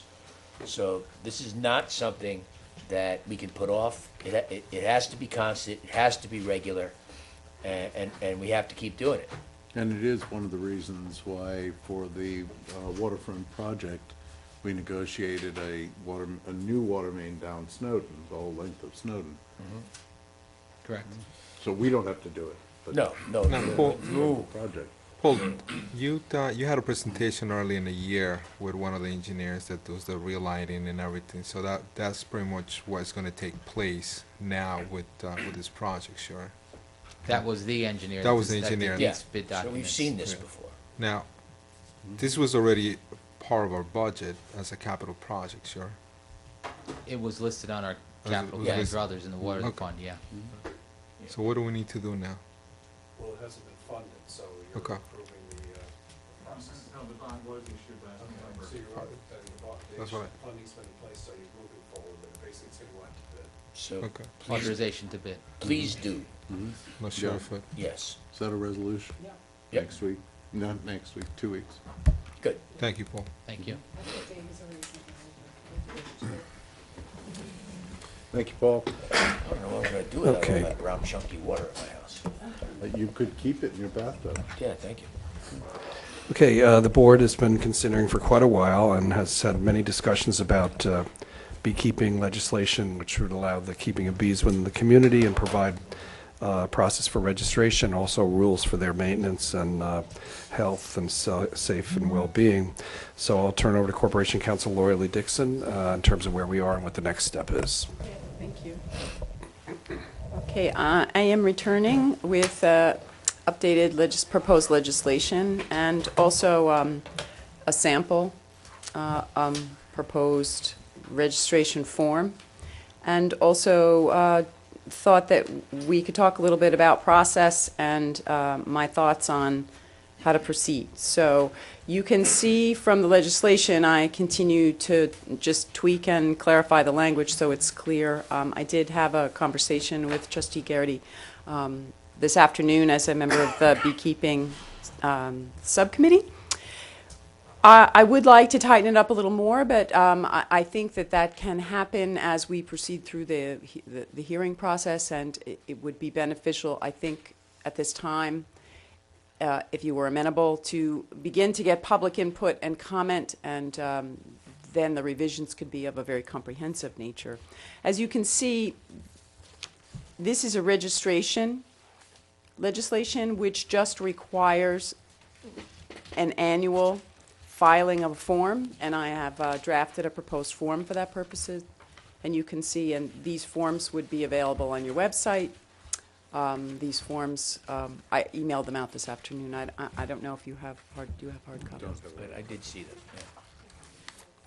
Here they are. And these forms would be available on the website, and also they would be available in the clerk's office, as is customary with all of these kinds of things. What I would like to do is to propose that it might be necessary at this time for you to pass a resolution calling for a hearing, because I think we could benefit from the pros and the cons in order to tweak this language to make it the most beneficial to the village, the most beneficial for the beekeeping, and the most beneficial for the public. And the only way to do that is to actually get a real handle on the issues that remain and how we can best address them as a village. You can see we're requiring annual registration, and then we're providing the opportunity for any changes to that registration to come forward through the year. I did have one comment in to see if you would like this to become a hard and fast deadline for all hives, or whether you wanted this to happen on a rolling basis depending on when they come forward. I would imagine that we'll see an influx of these registrations in the springtime, perhaps next spring. The interest would have peaked, and you'll get new beekeepers as they become educated and interested in the field. You'll see them coming forward in the spring. I understand it's appropriate for beekeepers to purchase new nukes. That's what they're called, nukes. No Nukes. nukes, and install them in. Yes, good. The nukes of the good variety. They install those in the spring because it really provides a full season for that nuke to become a real live, thriving bee colony, a community. So we believe if we can get the process moving, we can create an appropriate registration legislation, and then provide the opportunity for beekeepers this season. We may get more experienced beekeepers to come forward at this time, but I believe there would be maybe a larger influx next spring. But if we did it on a rolling basis, then it would be, it's More flexible. self-policed, so, we're leaving it up to the experts, because you really would need to be an expert in beekeeping to keep them. Yes. So as you can see, the registration is pretty straightforward. I've developed this so the rules and regulations could be attached as the first page, and when the registration is brought forward, the rules and regs are separated because there's a part on here where you certify you've received a copy of them. So I'm envisioning the instruction sheet to be appended to the front of your registration, and for that to be actually left with the registrant when they come forward to register the apiary. I think you absolutely need a rolling date, Okay. because people sell houses and buy houses. Yeah, So, and changes occur. you might have someone who doesn't want the hive that's there, or someone who has no hive wants to put one in. Yeah. Well, I was suggesting that you would register your first one as you install it, and then maybe every I'm going to throw out a date, April 1st, everybody would re-register at one time. But I don't know if that would be appropriate or The not. problem with that, I think, is the problem we found with other registrations is that the people are going to say, well, it's April, so I've missed the first 3 months, so I want to break on the price. And There's no Mary price. Ann, There's no cost to this. Whatever free. it is now free. Yes. Okay? But Mary Ann's process is there. Okay. The one thing that has to be taken into consideration is, do we, as we do taxi licensing, do we notify them, and cabaret licensing, does Mary Ann's office have to send out a notice that you have to come back in and No. register? Yes, one for each bee. It's actually the responsibility of it's the responsibility of the license holder. But again, I need to stress, this is a registration process, and there's no licensing, there's no review of the materials. We're really becoming a repository for this information for the benefit of the public and for the benefit of the beekeeping enthusiasts. So I just I'm going to continue to tweak some of this language to be sure it's clear that any complaints having to do with the beekeeping would be property owner to property owner or resident to resident. The village is not going to be in a position of having to enforce the rules and regs. The village will be in a position of providing information if that information is sought. We're going to have a significant amount of materials available. I was talking to Trustee Garrity this afternoon. I thought more about it over my long weekends away, and I think it would be appropriate for us to have a specific section of the website where the links are live. That way the public can educate themselves, and also anyone who's interested in joining a local association, and I understand there are a number of really good ones around, that they'll also be able to seek out information to educate themselves. And Victoria briefed me prior to this meeting about all the work you've done. First of all, I want to thank you and Victoria for the incredible amount of hard work and effort that you've put in. I'm on the subcommittee too, but I have been sort of out on medical leave and not contributed as much as I like to the process, and you guys have done incredible work. One of the things we talked about, some of the public comments talked about, oh my God, what happens when they swarm? And what will happen is there will be a list of professionals who deal with swarms, so that if you call the police dispatch, call the main, they'll be able to say, okay, call this guy. He's the bee swarm guy on duty, as it were, and they'll send. Morrow. Huh? Morrow. Yeah. And Al. Well, no, actually, it would be experienced beekeepers. Yeah, it would that be would real- calling it, they- specifically but- not Morrow. And No. having this on the website, then the dispatch could actually open up the village's website and actually go to that page and say, here's a list of numbers. And Here's the people, and here here's are the the people. resources. Right. So that we're not policing it, but at the same time, we are providing the 911 of bee emergencies, as it were.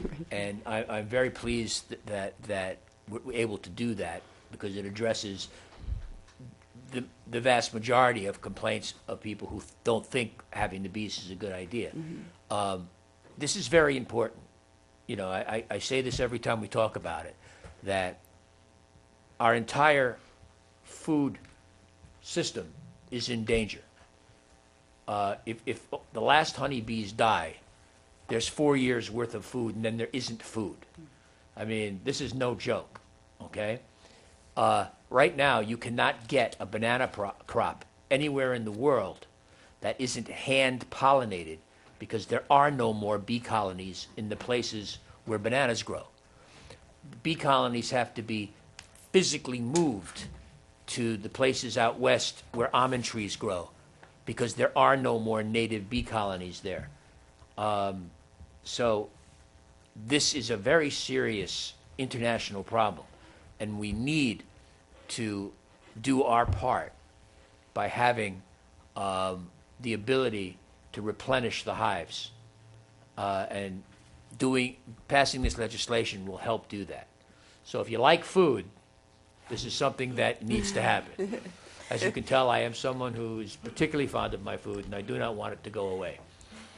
It's also worth, along the lines of what Trustee Durayo was referring to when Dan Carr was here the last time that we discussed this. He pointed out that honeybees in densely populated areas like ours are actually more resistant to these colony collapse disorders and the diseases that are creating so many problems for the honeybees because we have less major agriculture happening, so we have less of the pesticides and herbicides that are really creating this dangerous situation that's leading to the crisis of honeybees around the world, which sounds overly dramatic, but actually this is a small step that we can do in our community.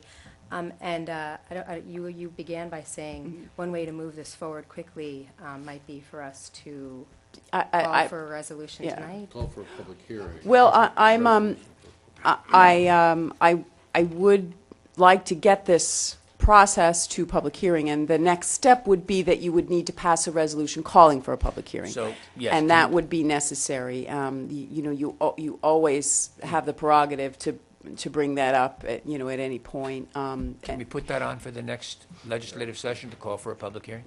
Yeah. Well, if we call tonight, we can actually have the public hearing on the 7th, is that correct? No. Yes. Yes. Can we? Can we do that? Yes, because you have an off week. Shall we? So we have 2 weeks in between. So, So do we need a resolution right now to do that? well, you would need to actually take action in a meeting setting. So you could move to go to regular session. You could Why don't we do take that up at the the issue end of of that the resolution, and then you could go back to your work session Why if don't we you. do that at the end of the agenda? Sure, you may, certainly do that if that's sort of the consensus and the feeling. We could call for the public hearing to happen on the 7th, and then we could start to spread the word to make sure we have an attendance at that hearing, and we could take the comments and tweak the legislation even further depending on the need. I would like to. We'll do it at the end of the agenda. At the end of Finish the agenda. Okay, so I just we'll do it today. I wasn't sure whether everybody else was in agreement, that's all. I am in agreement. Yeah. And I'm going to continue to, I hate the word network, but I'm going to continue to network with the professionals out there in the community that have been contacting us, and we would like to develop a FAQs, F-A-Q-S section of our website, so, we can best and appropriately educate the public as needed. You want to keep the buzz going. I want to keep, to be or not to be, right? It took a long time for one of those. I knew it was coming. Okay, thanks. Okay, great. The next item is just very briefly update on tax certiorari 130-136 Spring Street. Lori Lee. This is pretty simple. It's a single property. It's for, as you can see, 5 years of taxes. This is a settlement that the town assessor has reached. So for all 5 years, it's $49.76 and 30 cents. So I'd like to put this on for your legislative session so we can meet the deadline. Thank you. Okay. If that would be. Yeah. Okay. Thank you. Okay, great. The last item on the, prior to you moving for a resolution is just a monthly update village manager report. The night is late. We have some more legal matters to discuss. So very briefly, I'll just touch on a couple of things that have been happening in the last month.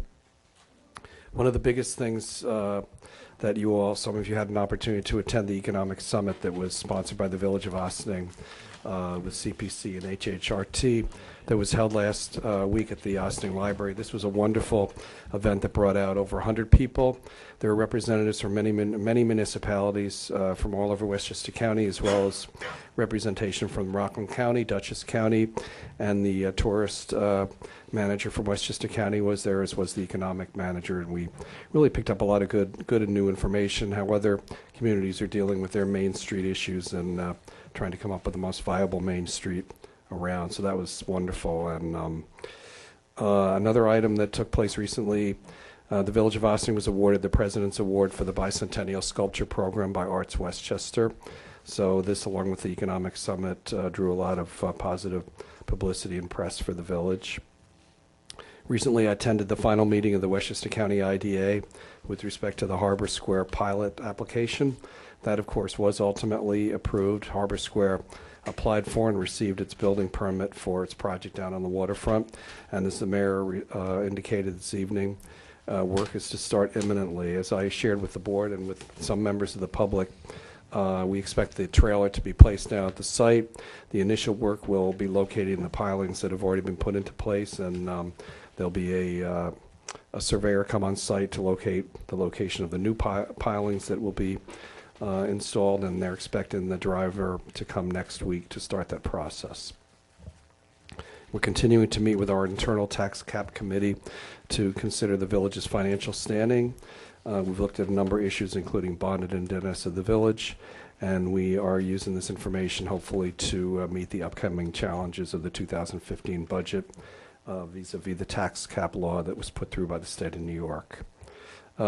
We met internally with the village third-party administrator in order to work through some of the concerns and questions we had with the workman's compensation claims that the village is obligated to carry and pay. We met with the local developer on additional proposed uses for his commercial property.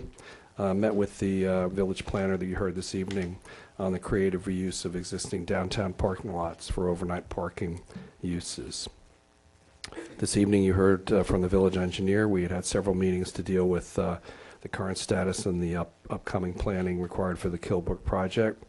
I've been meeting with the village treasurer and the assistant on the wrap-up of the 2013 Village of Ossining budget year and the presentation, which will be coming to the board shortly, of the current village economic status, and that's how we stand as we move rapidly through 2014.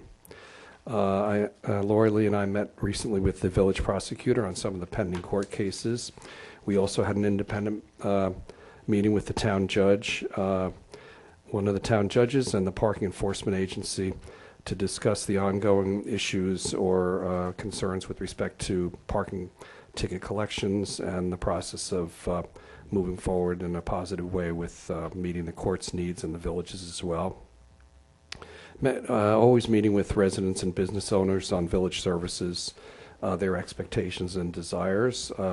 We recently participated in an interview for a village legal intern, which was provided in your 2014 budget in order to come on board, hopefully this summer, a law student help with some of the ongoing legal projects, and also to interface with some of the issues that we have in the manager's office projects, and also I think help Valerie out in some of her things that are on her plate.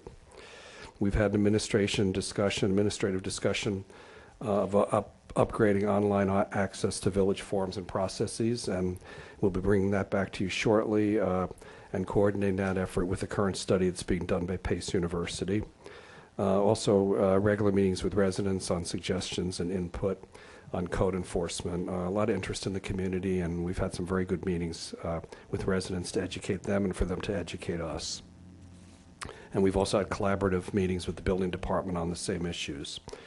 Recently, we had a meeting with Avalon on the status of that project. As you know, the second certificate of occupancy has been issued at Avalon, and I believe they've made their application for the third, so that project's going speedily along.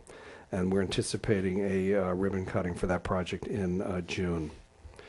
I think many of us were able to be present, and Always exciting. We recently attended 2 ribbon cuttings for new businesses in the village, CPC and I believe the Vaza Salon, and it's very exciting to see this kind of investment in our downtown community. It shows that people are very interested and excited to be here. Recently, I met with one of the former village managers on his observations on progress in the village and observations and suggestions based on his long-term experience, and we also discussed additional plans and opportunities for the village that might come up over the next year. We, of course, went out and made a tour around the village that I shared with you, some of the local streets to prepare for the upcoming local law amendments proposed for the vehicle and traffic law, which you'll have a public hearing at your next meeting. Corporation Counsel and I are always conferring on pending litigation matters. And, of course, one of the projects that we're the happiest with, and I congratulate Paul again for another successful completion, is that for Secor and Lower Main Street, completing that streetscape and just making that connection with downtown and the waterfront. We've already received so many compliments, and so many people and residents of that area are so happy. And including Con Ed has fully energized the lamps and made that so much more welcoming of a entrance into the community. And of course, the crosswalk at Hunter Street, which really makes that whole area so much more pedestrian friendly and safer. And the benches with certain locations for overlooking the river are going to be installed, and some garbage pails as well. Continuing meetings with Personnel Director on miscellaneous matters. Personnel matters are always ongoing. And then the regular meetings that we have with the Board of Trustees. Thank you. Okay. Thank you very much. Nice, thank you. Anything else? So, yeah, I'm sorry. Just before we go into you move to go to your formal meeting to pass your resolution, I just want to mention at the end of the agenda are several items that are mentioned for your next meeting on May 7th, including the public hearing on the sidewalk assessment that was levied this year. You're also going to have contract awards on material services, and we also have advertised for the local law for vehicle and traffic changes for certain streets around the community, so that'll be on as well. And with that, I turn it back to the chair. Motion to adjourn? No. No, before we do that, I have a thing. Okay. I'm holding in my hand a sample of a bill for Ossining sidewalk and curb assessments. And I'm looking at these, and the assessment could be really substantial. I know on this example alone, for one person's house, it's $2,500. Is there options for some kind of payment plans for this? Where are people supposed to get this kind of money? It is. That's going to be the subject of the public hearing. That particular one is on for next week's public hearing. Okay. And it's an assessment. It goes on your tax bill and it's assessed. It gets added to your tax bill. Correct. I'm It's not an going to assessment. suddenly get a bill for $2,500 No, you that I would need not. to pay by the You end of the month. You would need to be notified prior to any work, and this individual actually requested the work. Oh. They requested it, and then they get the benefit of our annual bidder doing it at a lower price. I get And that's how we I do ju- it. But it goes on the tax bill, so it can be Correct. added to your mortgage and all that good stuff. Right, it's Right, but part we of can the send you a check, bill for $2,500 Don't, if you want. this scared the hell out of me. Oh, yes, Okay. no, Yeah. that's what's on for the public hearing Thank next you. week, yes. Okay. The Now we- alternative to that is the work has to be done, and if it were done privately, it'd be more expensive. A lot more expensive, sure. We get the economy of scale. Yeah. So now we need I'd like to make a motion to adjourn. To adjourn, we're having legal advice. No, Legislative session. Oh, to adjourn to a legislative session. Indeed. Where am I? Need a second? Second? Yeah, we Yeah. are. That's what we're doing. Just adjourned to Yeah, legislative. we're second adjourning that. this meeting. Yes. And then Yes. you'll take a motion to close that, and you're done. Right. I second. Okay. Good. All those in favor? Aye. Good. We're now in legislative session. We'll skip the pledge. And then I did send a resolution this afternoon. Did you? I can pull it up. I can pull it up. I have this. Power of technology. Was that with the rest of the? No, it's just a resolution calling for a public hearing. Yeah, in we'd 2 like to have weeks. a- It doesn't have any I can substantial make it. text in it other than. We'd like to make a motion to call for a public hearing on, It has to be specific. It Okay. actually does Yeah. have to be specific, because it has to have, or or soon thereafter as can be heard. So here's the motion. Resolved that the Board of Trustees hereby calls. Resolved that the Board of Trustees hereby calls for a public hearing to take place at the Birdsall-Fagan Police Court Facility 86-88 Spring Street in Ossining on May 7th, 2014 at 7:30 p.m. or as soon thereafter as the matter may be heard, to consider the matter of introductory local law number 2 of 2014 entitled Revisions to Chapter 75 Animals to require apiary registration. Local law revising Chapter 75 of the Code of the Village of Ossining to provide for an annual registration requirement of all apiaries, otherwise known as beehives, within the boundaries of the Village of Ossining. What she said. So moved. No, he moved it. I moved it, you can second. Oh, I can second it, All those in favor? Aye. Aye. Aye. Now I'd like to make a motion to adjourn the Period. period.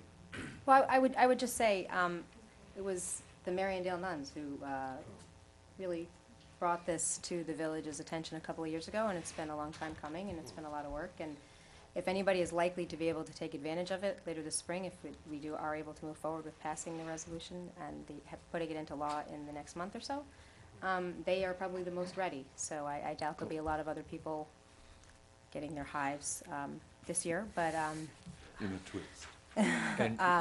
but for now, it may really get to benefit the Mariondale sisters who Good. brought it to our attention to begin with. Very cool. Okay, so we are now going to enter the legal session for legal advice. So this ends the televised portion of tonight's board meeting. The next meeting, I will remind everyone, is 2 weeks from tonight on the 7th of May. Next week is a 5th Wednesday, and we do not meet on 5th Wednesdays. So the next work session will be 3 weeks from tonight on the 14th. Have a good couple of weeks. We'll see you then.